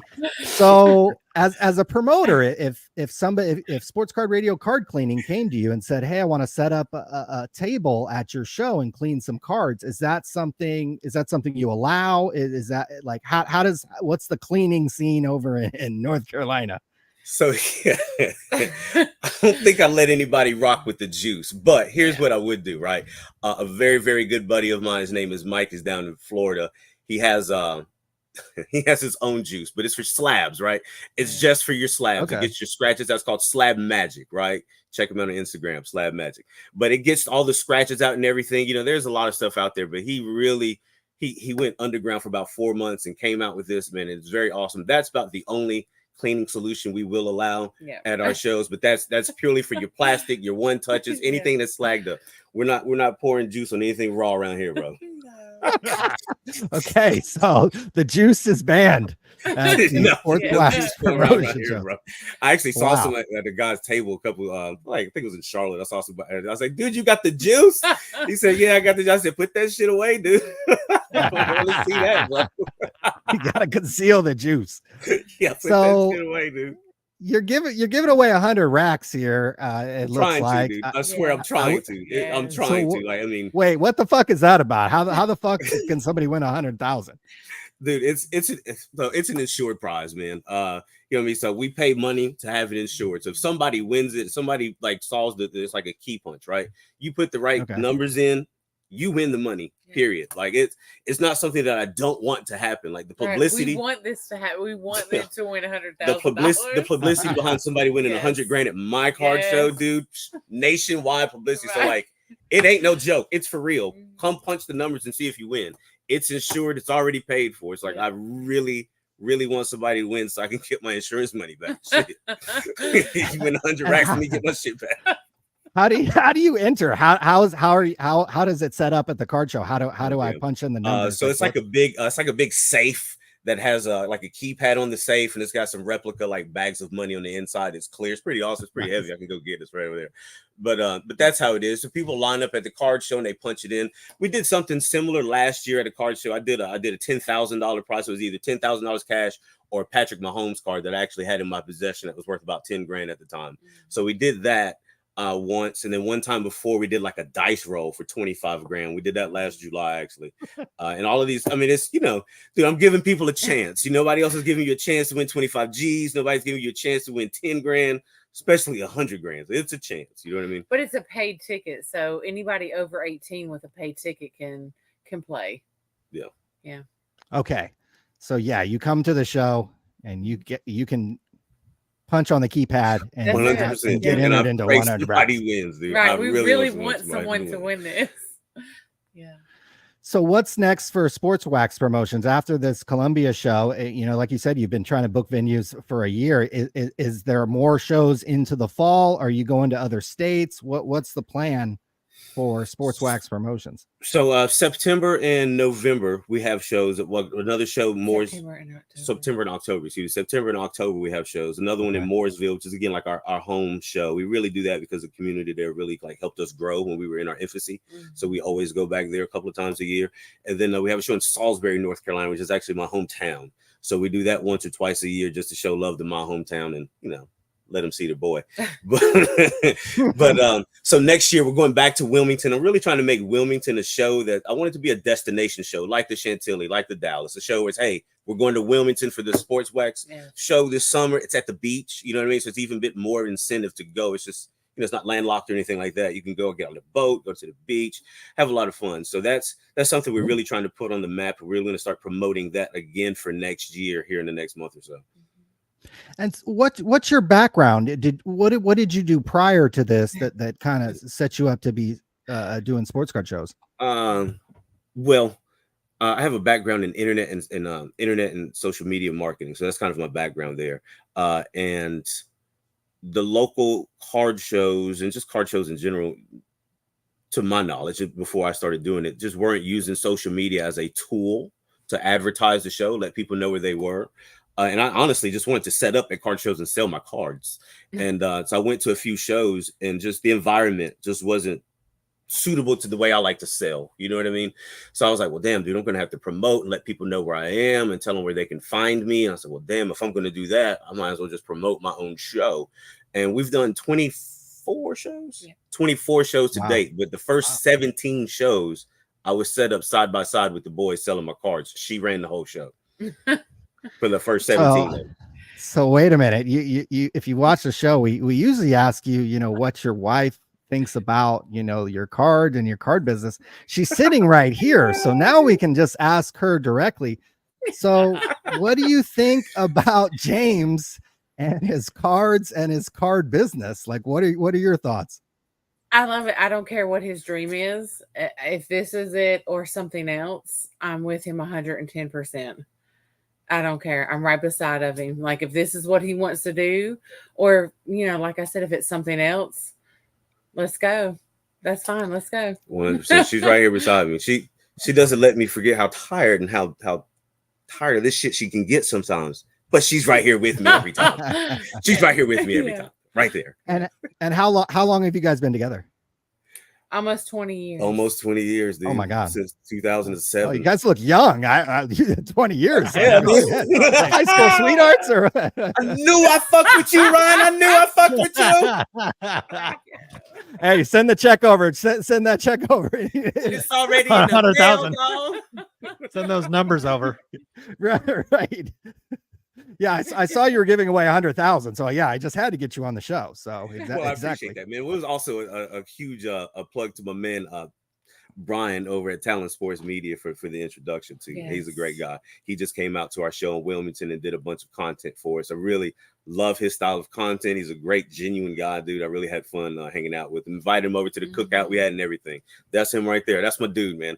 He's great, dude. That dude's awesome, man. That's my man right there. I'm a big fan of Brian as well. We've spoken on the phone a few times. I met him down in Burbank when I was Burbank. You guys went to the Burbank to the card store together. I saw that. That was a pretty dope video. I was like, oh shit, some drama. Like, let's go, Ryan. Thought you about to fuck somebody up, dude. That was all Talon. Talon literally set that whole thing up. Oh, for real? He scripted the whole thing. Told me what to do. Like, I literally had no part in that whatsoever. It was all Talon, awesome, and he was amazing. After that came out, I was like, dude, we need to do like a reality show together. You need to be the executive producer or something. I mean, it was amazing. So Talon's a great guy. Yeah, I'm thrilled that he introduced me to you. And tell everybody, first of all, thanks for coming on the show. Tell everybody. Thank you so much for having me, Ryan. Thank you so much. I wore one of my blingies just for you, Colin. Oh, I saw that. Okay. All right. Ronaldo replica. Okay. Just for you. That's hot. Just for you. I had a little shiftage down below. I appreciate that. My wife's here, bro. Chill the fuck out. Yeah. For the Rolex. For the Rolex. For the Rolex. Yeah. For the Rolex, baby. Exactly. For the Rolex. Exactly. A little movement for the Rolex. James, awesome. tell everybody how they can find you. All right, guys, you can find us on all social media at Sports Wax Promotions. Our Instagram is at Sports Wax Promotions, TikTok, YouTube, Facebook, and sportswaxpromotions.com, baby. The show is here. We love it. James, thanks a lot for calling in. We really appreciate it. Ryan, thank you so much for having me. And Shannon, of course. Don't forget my wife, Shannon. Of course. Absolutely. I know, we're forgetting Ryan, the females thank you guys so much for having us, man. I truly appreciate it, dude. Humbled by the opportunity, dude. You got it. For sure. You guys have a good night. Man. Appreciate you. Thank you. Absolutely tremendous call into the cbhobby.com hotline where you can save 10%. That would be $30, folks, on a 2024 Topps Tier 1 baseball box. How could you not use this code? You know what I mean? Like, if you're into opening wax, how could you not use you could save 10% off? This is sold off, but if these people didn't use the code to save $90 and $100 respectively, like, what the fuck are you doing? I mean, you could save $100. Hey, maybe in Donald Trump's economy, you can afford to not use the code. But in Joe Biden's economy, you're saving $100, $200. Hundreds of dollars. Look, on this Noir box, that'd be $230. $240 on Impeccable. You could like use the promo code, buy the Noir box, and then go buy another box for like $230. You basically got a box for free. For real. Seems like a good deal to me. Yeah. We're not doing this for our health over here, guys. If you're into the wax and you can save 10% using the promo code, by all means. So we love our boy James and Shannon at Sports Wax Promotions. Next time, maybe just Shannon. we might have to get an exclusive with Shannon. That was the first time actually somebody brought their significant other onto the program. That is bold. That was maybe very the boldest move that he did all night, is actually have the significant other on the call, because I think he only did it because Tim wasn't here. And I was gonna slide in with the question, like, how do you feel about Tim? But I decided maybe for another time, another day. But right, Stevie Hobby says the code is getting slammed. So that is, thank God. That makes me feel good. That makes me feel good. I want and look, maybe he has to revise the code, like at some point. And I don't, like everybody has to run their own business. So, but if the code's getting slammed, I feel good about that. I feel good. I want people that advertise on Sports Card Radio to get their money's worth. The last thing I want to do is take a small business's money or a PSA could call us, offer us a fucking board seat, Ryan. We want them to get their money's worth. We'll get equity in this PSA. We won't even take the salary. We'll just take equity shares in PSA. And when they go public in 2 or 3 years, we'll see you guys on the yacht. Oh my God. Brian Gray's in the chat. And Brian Gray's got to call in. He can't wait for NYC. We can't either, especially at the dinner table where Brian Gray's paying. I'll forget my wallet. Forget.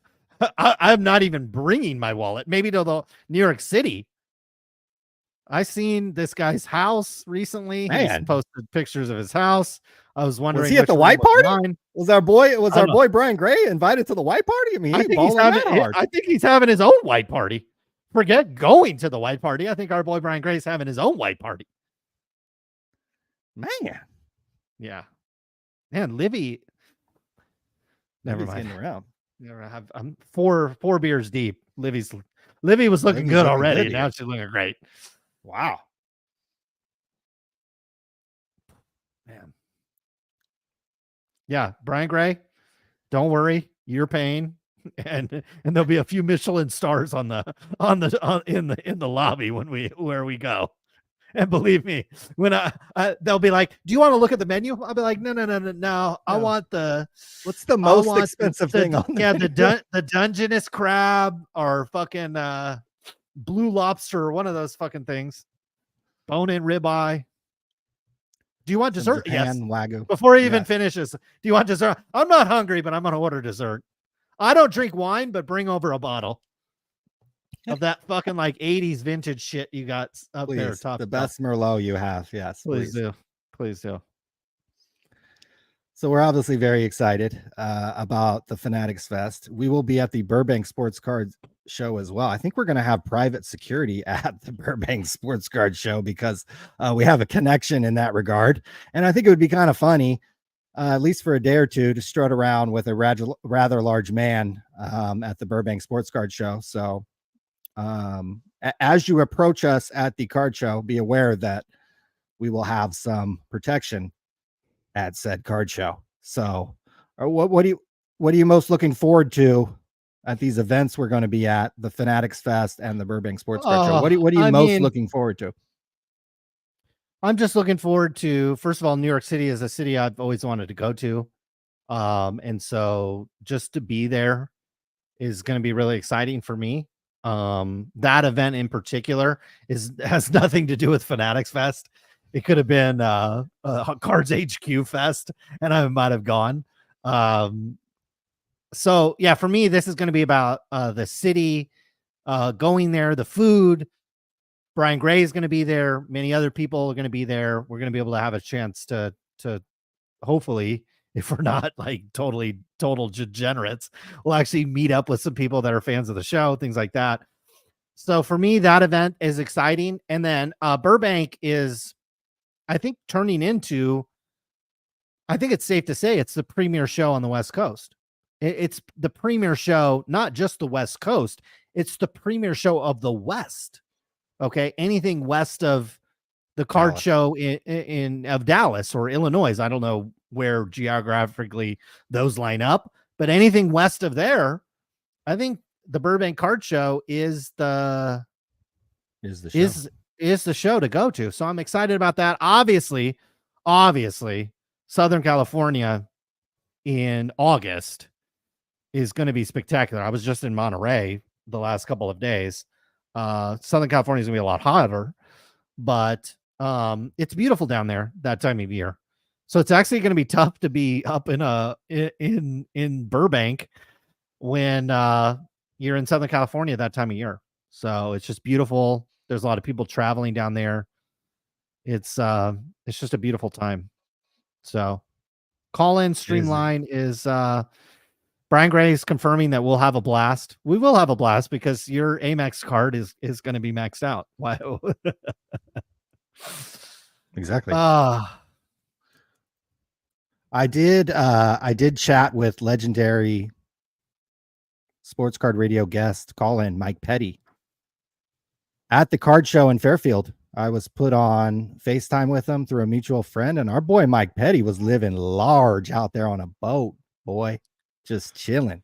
Was he? We need, wow. we need to. Hey, hold on a second. How do we get on go hang out? Yeah, we need to go hang out with Mike Petty. Hey, Mike. Ryan will bring the supplies. I'll bring well, I don't know what I can bring, but I think my wife's doing laundry over here, so I got to be careful what I say. But I mean, I'll bring myself and more than a 6-pack. We could bring multiple packs, not carts. So yeah, anytime that boat's available. I know a guy down in San Diego that's got some boats, so we can always do that as well. Yeah. If we ever need to go down there. Our boy Mike Petty was living large down there. So I told him, I was like, boy, give me 6 hours. I'll be down there on that boat. We'll get some white powder and we'll get some girls that look like Livy Dunn. And we getting to work. So yeah, I was ready to just drive down there wherever that fool was at, because he was on a boat chilling and I was in the little musty card show. That did end up quite amazing. I mean, I relationships matter in the sports card world, and thankfully we haven't sullied enough of them over here. And you get walked into a triple up or a quad up or whatever it's going to be, buying out that guy's table. So it was a lot of fun. And when I heard that our boy James and Shannon over at Sports Wax Promotion wanted to talk, yeah, we'll always be willing to give the microphone to sports card promoters over here. Our boy Mike Petty. Mike Petty says Timmy was at the Ghetto Beach. I was in Newport. Wow. Shots fired at Tim. I agree. Hey, you want classy, you go to Newport, baby. Ain't no doubt about that. Ain't no doubt about that. I've been to both Hermosa. I've stayed in right on Hermosa Beach. I've stayed in Newport. I got to tell you, my style, at least these days, is more Newport than it is Hermosa, but I'm not 22 anymore. I was on the beach the other day. I was actually in Santa Cruz, and man, tell you what, the talent around the beach was talent's not bad. Was high. I did not realize up here in Northern California that the talent was as strong as it was. I'm used to those Southern California beaches will knock you on your ass. I mean, talent for days down there. Gotta have that dark tint on those sunglasses, guys. Boy, those beaches get that dark tint. The woman I was with wasn't helping at all. She kept being like, "Look at that girl's ass. Look at that girl's ass. That girl's hot as fuck." And I was like, "God damn, I ain't trying to look. Don't get me in trouble over here." I mean, like, I already seen it. Like, God damn, trying to get me in trouble. The girl I was with was trying to get me in trouble. Go ahead. I did sell a backpack. Proud to report. I sold a backpack for $64.99. What'd you pay? $28. It's only What's the shipping to profit on that? Arizona. Shipping to Arizona should only be 12. Fee on Amazon's probably 10. So I'm hoping I'm making money here. I'm into, so it means I'm into it for 50. And You so I sold for sold it for 64? $64.99. So give or take $2 or $3 on that math, since I'm 5 beers deep. But that's about the sell enough profit of you them. expect on this. Yeah. You're gonna sell a ton of them. You're gonna sell a ton of them. I gotta hit all the stores, but I got a Tesla and I got solar, so the gas is free. Gas is negligible. Should we get to Should we get in Livy? should we I should gotta we get tell you, into, her dress is spectacular. Just absolutely spectacular. you're loving the fashion choice. Okay. Simple, classic, but I prefer it over this. Like, look at the other two girls' dresses, how it like drapes down and it's got the weird cut. I don't know. Not a fan. Okay. I mean, they make it look great. I ain't saying that. The two other young ladies make it look great, but Livy Dunn's dress, you could buy that for your girlfriend, your wife. She, as long as she can fit in it and squeeze into it, she's always going to look good. Those other dresses, I don't know. It ain't going to look good after a while. Maybe not timeless. Okay. Yeah. Okay. Some style advice from I do Sports watch Radio. the fashion shows. I do watch the and well, your boy made a choice over here. He's in the cutoff, looks like white with like a sports coat. What about your boy here? Now we don't have the full angle here. Is this a short sleeve shirt? Looks like he's in a short sleeve shirt with cutoff. Look, he must be in a relationship, because notice his arm is around Odell and not Livy. Smart move. So he Smart move. Must be still with the girl Smart. that he's with. I don't know. Smart move. That's a very smart move. I don't know if Jamar's taken, so I think Homegirl is taken. So I think maybe that's why they're being. She's dating. Livy Dunn is dating Paul Skeens, who is one of the top prospects and top young pitchers in all of Major League Baseball. So she's definitely taken. Well, I don't see him there, so he might have been working. I know if I let's be real. I know if I was at a party and she was there and I was single, I wouldn't care who she's dating. That's you taking your shot. You're saying you're just going to take a shot at that. That's what the alpha dog does. That's what the alpha dog does. Now, is it? Are you going in hard or aggressive? Or are you? No, wait a minute. Are you going in hard and aggressive, or are you just kind of putting it out there that, hey, maybe if something happens, or if that you're there, put you in her consciousness. Okay, so first of all, if you're boys with Skeens or whatever his name is, you ain't doing nothing. You ain't doing nothing. Limits. If he's your boy, you ain't doing shit. Or if he's like a boy of your boy, you ain't doing shit. But if you don't know the dude, and it's like you haven't put a ring on that yet, yeah, you're gonna make Livy know you're there. You're gonna make Livy know you're there. You're in the room. Okay. Period. Okay. Interesting. That's the Tim approach. Maybe that's the. Yeah, you have to let them know you're there. That is again. That's the move. But again, what's the worst that could happen? Boy, right. She's already locked up a little bit, but you just want to kind of know how locked up. It's like risk free. Okay, interesting. Rhonda would date me, so that's quality. There you go. Now you have Rhonda. Quality. There it is. You're in. I'm in. I'm spoken for. Should we go to the chat and the comments and see if people were as equally fired up tonight as we were? Let's go. Let's fucking go. Rhonda, $4.99. Says PSA lies about their return around time. Received my order on June 20th. Was told to expect him back on September 15th. Whoa. That's a big difference. So you got him in June, which is like 2 weeks ago, and you were supposed to get him in September of last year? That definitely seems like the wrong turnaround time.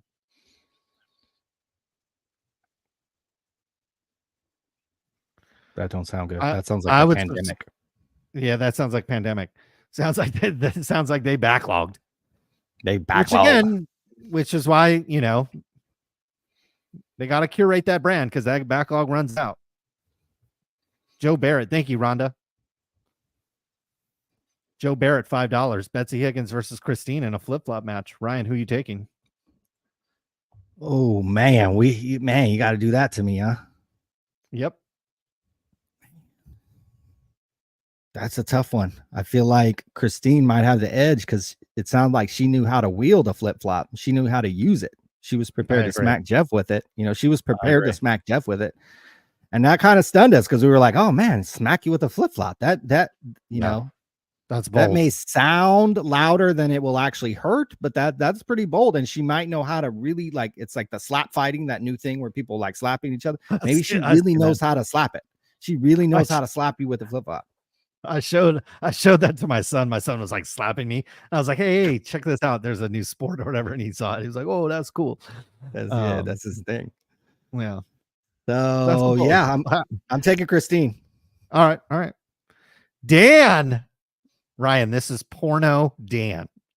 Oh, this guy's a legend. I'm sure I won't Google him. I won't Google him because we'll no. Here's it. Yeah, that's true. But many of you watching tonight have likely seen Dan's talents and you don't realize it. Wow. Mr.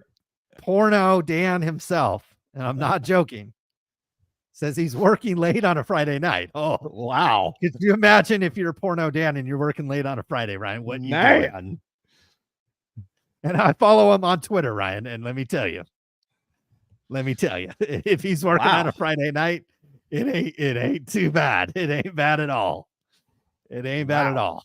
There's, we were talking about we need to get Dan to call into the cbhobby.com hotline at some point, and maybe he's when he's spill the tea. We have to turn it private or whatever. Age check the audience. Wow. He says he's working late on Friday. Greetings from Budapest. Hope to see you guys in Amsterdam in September for Mrs. Wilson's fiesta. Wow. Ryan, would you go to Amsterdam in September for Mrs. Wilson's fiesta? This sounds like the making for a really good X-rated movie. So I might have to be on set for that and witness that myself. So you get to a certain age where, maybe that I'm game for that. So I think we got to go to Amsterdam, go to some of the little cafes, get a dose up on a little shrooms, get a little marijuana, and get busy and go over to the fiesta with Mrs. Wilson. That would be fun. Would you bring some Roman with you? We could have all the narcotics you need, brother. We cocaine, ecstasy, fucking ketamine, fucking whatever the fuck you want. Anything these people are taking nowadays, like you just line it up. All right. We'll take it. Win in Amsterdam. You just start unloading the clip on the narcotics. I think it's safe to assume Sports Card Radio. This is why we need to be on board of directors of one of these companies, because we have the most diverse set of fans. We have women that not only tune in, but call in. Yes. We have CB Hobby with the promo code 10% off. Promo code's getting slammed. And Ryan, we have porn stars. That's right. Legitimate porn star. Oh, and it's safe to say, award-winning porn stars. Wow. Saw on Twitter, he's actually an award. Imagine Ryan being an award-winning porn star. I wish I could imagine that. Dude, Jesus Christ. After the show's over, you're probably going to be imagining that. It's amazing. Fucking A. We had name suggestions, Pump and Rump.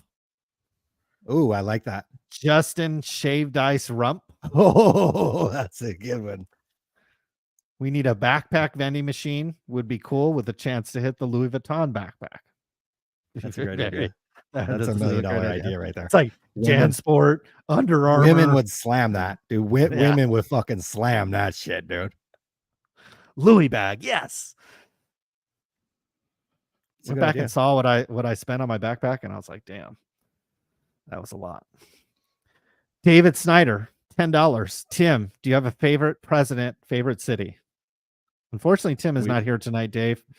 I don't know his political affiliation. To me, it's okay. Like, just because we're on here, poking fun at Joe Biden, we can poke fun at Donald Trump too. You know what I mean? I'm not one of these Trump supporters where it's like I'm totally oblivious to his character flaws.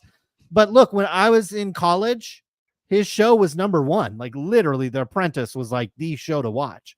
And so I grew up, like not necessarily grew up. I mean, I knew Trump when I was like a little kid, but when I was in college, like you couldn't wait till The Apprentice was on. Like, because I'm in business school. Yeah. And so you're watching that show and it's number one. Like, I'm pretty sure it was like one of the highest rated shows it was on TV. So I feel like, like I know this guy a little bit, and so when he said he was running for president, I was like, oh, fuck, I'll vote for him. The Democratic Party is nothing like go watch Bill Clinton's speeches and you'll see why, California Democrats have totally shifted, if you have any moral compass. The party has shifted completely. And people would say the same thing about the Republican Party. And look, in 4 years, I'd be more than willing to hear out whatever candidates run and make a decision then. But we have the choice between a guy who literally has no fucking clue, Ryan. Literally, imagine there's I blame his family and the people around him. Like they shouldn't, like that should not have, the debate should not have happened. And the people around him allowing him to go on stage like that. I mean, right when he didn't have the stage, right when he walked out, you knew it right when he walked out. How about, Ryan, if there's a fucking nuclear bomb coming to California or New York City or Miami, he has 7 minutes to decide what to do. And when he decides what to do, if he's going to drop a bomb, let's say on North Korea, well, the prevailing winds blows it into China. So you're going to kill 250,000 people in China. And he has to make a decision in 7 minutes what to do. Because he's going to bomb North Korea and then China's going to get fucked and they're going to retaliate. No, this is World War III. Come on. I'd rather have 99% of the chat over this guy. Fuck Trump. I'd rather have 99% of the fucking chat at this point. The only guy I wouldn't rather have leading the office is Will Jamin right now. This is the only guy more office rocker than Joe fucking Biden, honestly, and is more erratic than Joe fucking Biden. It's hard to believe. It's hard to believe. It really is hard to believe. And this is who PSA is fucking partnering with. So I guess we shouldn't be shocked. Right. So when we were talking about being a director, being appointed as a director of PSA, Nabsy28 says, just show up at work at their offices and identify as a director. And so I think maybe that's what we'll do. Burbank Card Show, kind of in the vicinity of PSA. And so maybe we'll take the drive over to the headquarters and just, say, hey, we're on the board. Where's we identify? No. We identify as board members. We do. We'll do that from now on. Good, solid suggestion there. Jeezy Kane. Anyone I need to cuss out or tell off at the National for you guys? I want to make a shirt with just SCR, big as hell. Would we cuss or tell anyone off at the National? Cuss or tell anybody off at the National?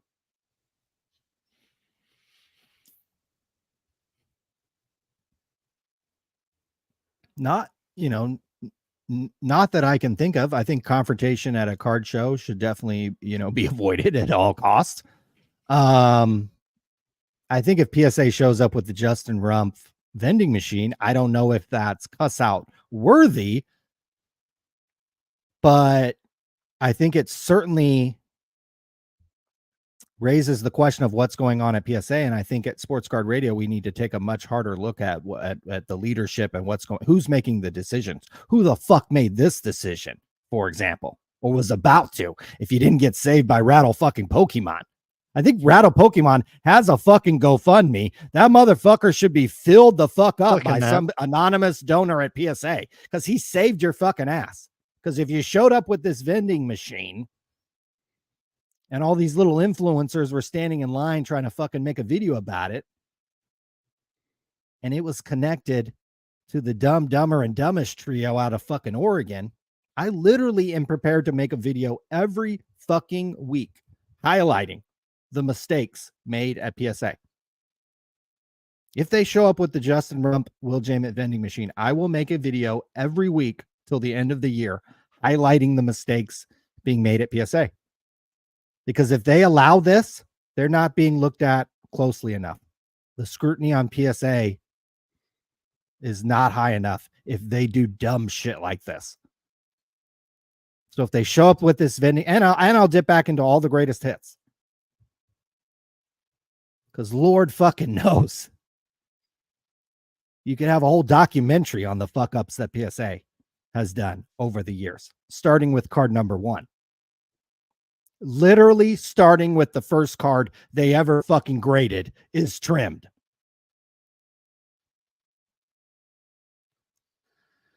So yeah, I don't know if there's anybody to cuss out at the National, but we are on red alert that this vending machine don't fucking show up, and or they don't partner with anybody else shady. Because if they do, we need to pay far closer. This would be like Fanatics partnering with these fucking jokers on a repack product. Be like, hey, we're coming out with a new product and it's going to be sold by all the fucking dorks on Fanatics Live, and it'll be in Cards HQ.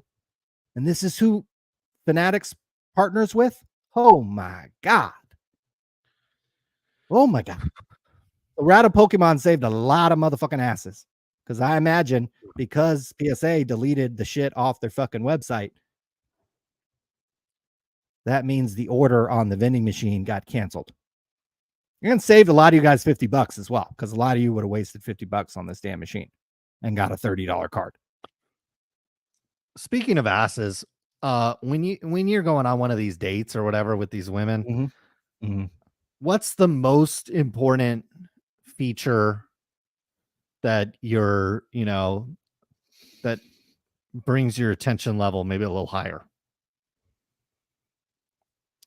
Wow, that's quite a question. I think it depends on what I'm going into the date for. If it's somebody that I'm, let's just assume it's it's a one of rando, these kind of one and done randos. One and done randos. I mean, we're looking at somebody who doesn't want to dilly dally too much on some stupid date and wants to just close the deal as soon as possible. Like, I don't have a lot of time to waste on these fucking girls who don't look, quite obviously like one of these girls. Sure. Okay. But what so feature? If it's just some if she has, that she's just fun. That she's just fun. That so she's literally just fun. Okay. All right. That'll make up for a lot. If she's annoying, if she's a bitch, if she's needy, if she's stuck up, those can be problems. But if she's just generally has a good personality, generally fun, generally willing to just let her inhibitions go, she's not expecting much from me, we can have a fantastic night. All right. A lot more of those women out there than probably people think. Depends where you live. If you live in the middle of nowhere, I mean, good luck even getting a date. If you live in a dense environment, Los Angeles, New York City, Chicago, Florida, San Francisco, Seattle, you can get a date. It ain't no problem getting a date. Safe to say you're looking more forward to Fanatics Fest or the dating in NYC for 4 days? It's hard to get something done in 4 days. I mean, I was just in SoCal for a month, and it's hard to not necessarily pull something off, but I mean, you're going to be able to pull something off, but it's going to be quick, right? So you're not like seriously you're only there for 4 days, so it better be quick. It's going to be quick, and it might be transactional as well. So I think when you're in a place for only 4 days, I've never been there. I don't have any experience. I don't have anything I can tap into. I don't know the lay of the land. Complicated. If I go over to San Francisco, even for a night, because I'm familiar with the environment, I'm familiar with how the women are, very, very easy, right? It really depends kind of where you are too, I think. And All right. your sense of what kind of women expect from you. I've heard fucking the dating in New York. First of all, it's crazy. Like you get a date like it's nothing. But I heard there's some expectations. Sometimes, the women expect more out of you. Well, we're Higher gonna be quality there girl in New York City. we'll be there with Brian Gray and his Amex, so that'll all We be just taken charge everything to him. care of. Damn right. Damn right. Sharper vintage baseball cards with $1, $2 actually. I appreciate it, my man. Thank you. That'll help in NYC. Help Ryan pull something, pull a groin. Bogey. TMF. I got to get out to the golf course. I literally have not gotten off the golf course all week. It's Friday. Help me understand. PSA says no juice because they can't say how it'll be affected in 10 years. What? There's no scientists out there that could fire up some ideas on what will happen. Bullshit.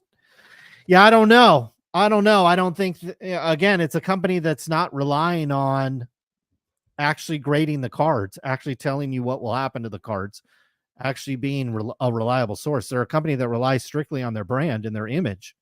This is why we talked for like an hour tonight on their brand and their image being damaged by partnering with scumbags and scrubs in this hobby. So if we can get them past partnering with these scrubs, we could deal with maybe some of the more pertinent issues of this hobby, which is how does this juice affect the cards over 10 years and maybe do some accelerated scientific test. We certainly could get that done. There's some great universities out here in California where PSA is based. I'm sure they can partner with some of these universities and get this stuff done, but they don't want to do that. Instead, they're more worried about partnering with fucking Jason fucking Rump. It's a joke. Jake Brooks, though, with the $49.99. Ryan, he says, fitty for an awesome guest. Dynamic duo. Nice. So I appreciate that. Thank you. I agree. That was from our previous guest. Yeah. That's why I brought him on. He seemed like a cool guy. Got a lot of things going on, putting on a card show every fucking day. And so seems like a cool thing.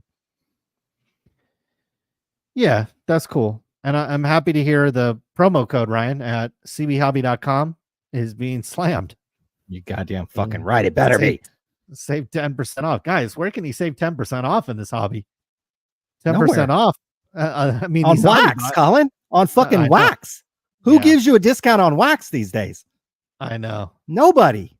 There can't be that many promo codes floating around there for wax these days. Like I could see like a break because it's like, I know I listen to the Mojo podcast and they toss out a promo code for a break or whatever, but this is like straight wax. Straight wax. $500. I mean, you're saving 10%. I mean, 10% off at the dollar store is nothing. You know what I mean? It's like a rack. You're saving $100. You could buy like another box. Right. If you spend a rack, if you bought this impeccable soccer, you could literally buy another box. Yeah. Of something for $150. Seems legit. I'm glad it's getting slammed.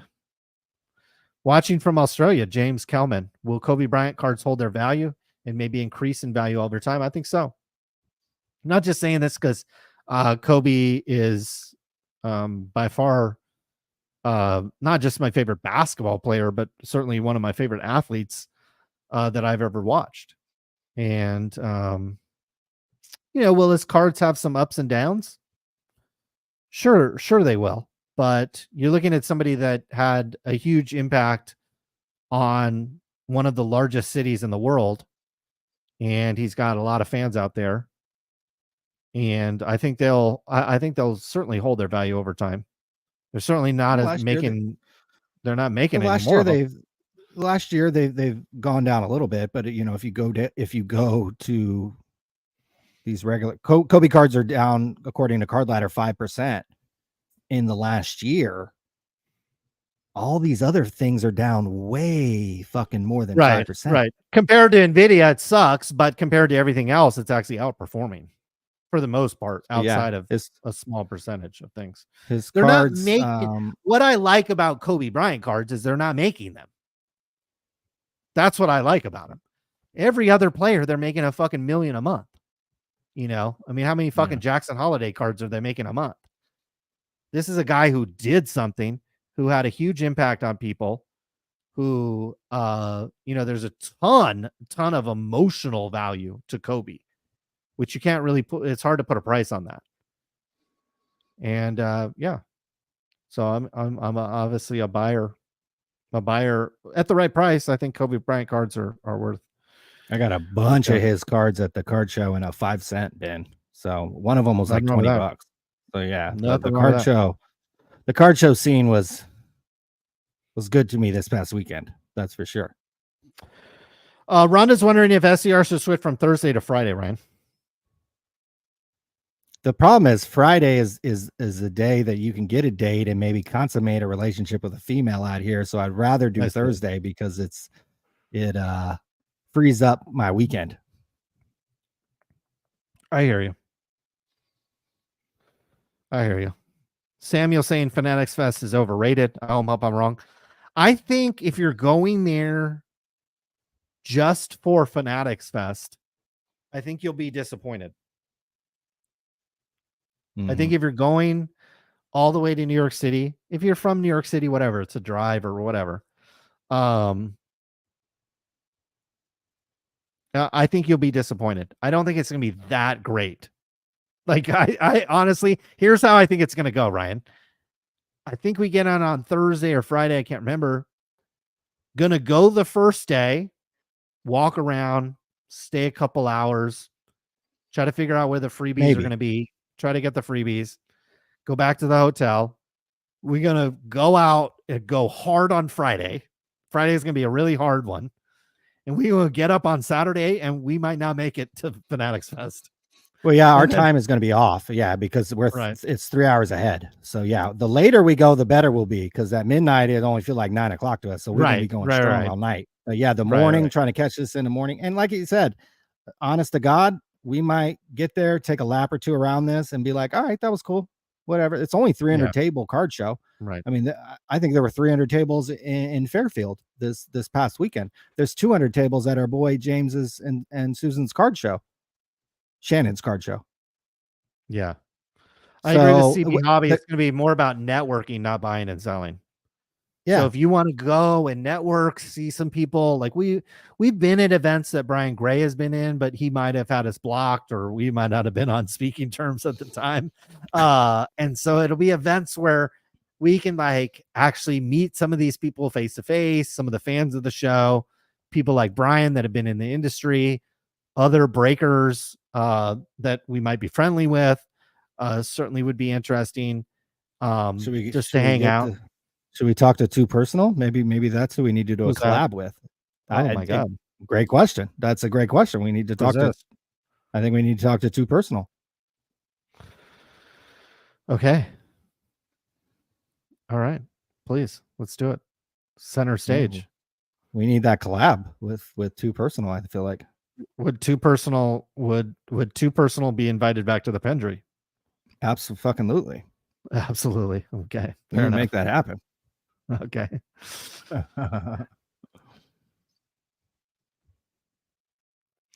Folks, it is now 11 o'clock on the East Coast.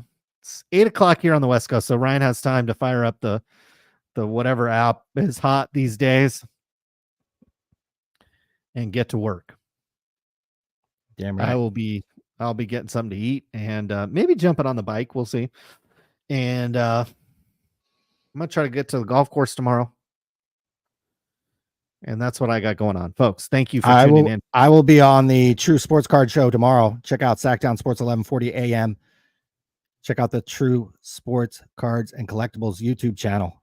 I will be on this show 10 a.m. tomorrow.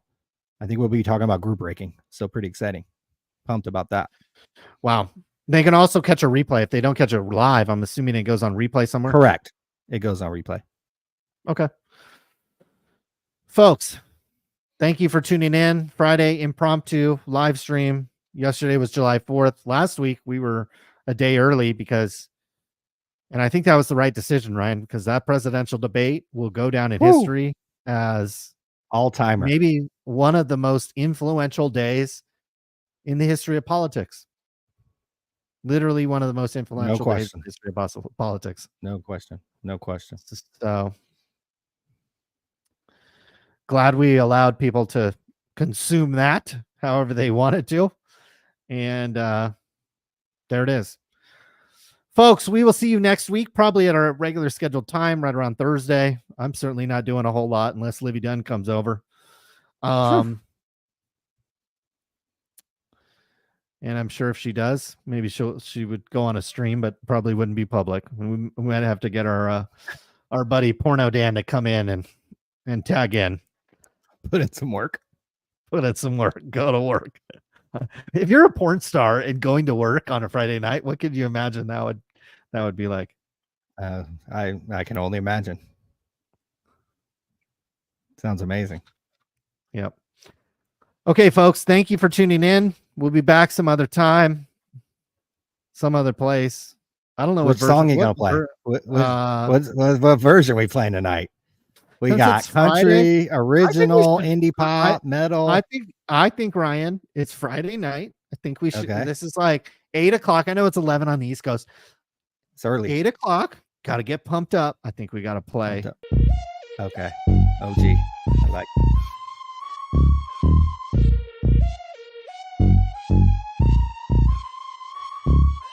B-side on the beat.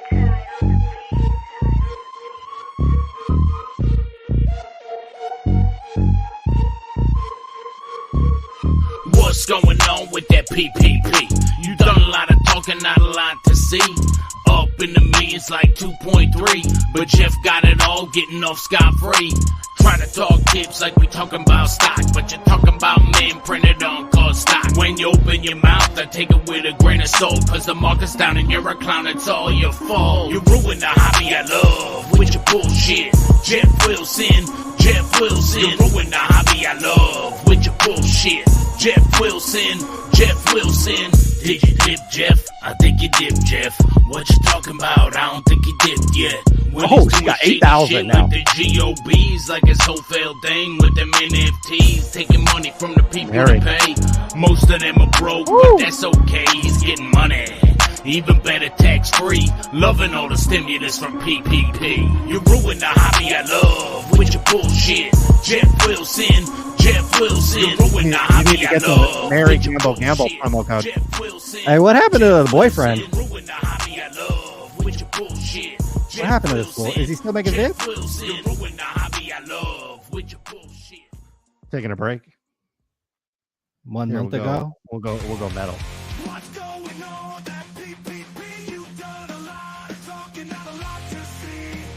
Maybe he's busy. Maybe he's busy. Busy on that. Would you get busy on that? What do you think? Who's that? A friend? Or is that the same girl? I think that's a different girl. You got friends. If you saw Mary Gamble at Fanatics Fest, that'd be a highlight for me. That'd be a highlight. There's all these other athletes here. Like, who gives a fuck about any of these guys? Like, if it ain't Eddie Vedder, like, I don't give a fuck. Would you blow Brian Gray off for dinner if Mary Gamble invited you out?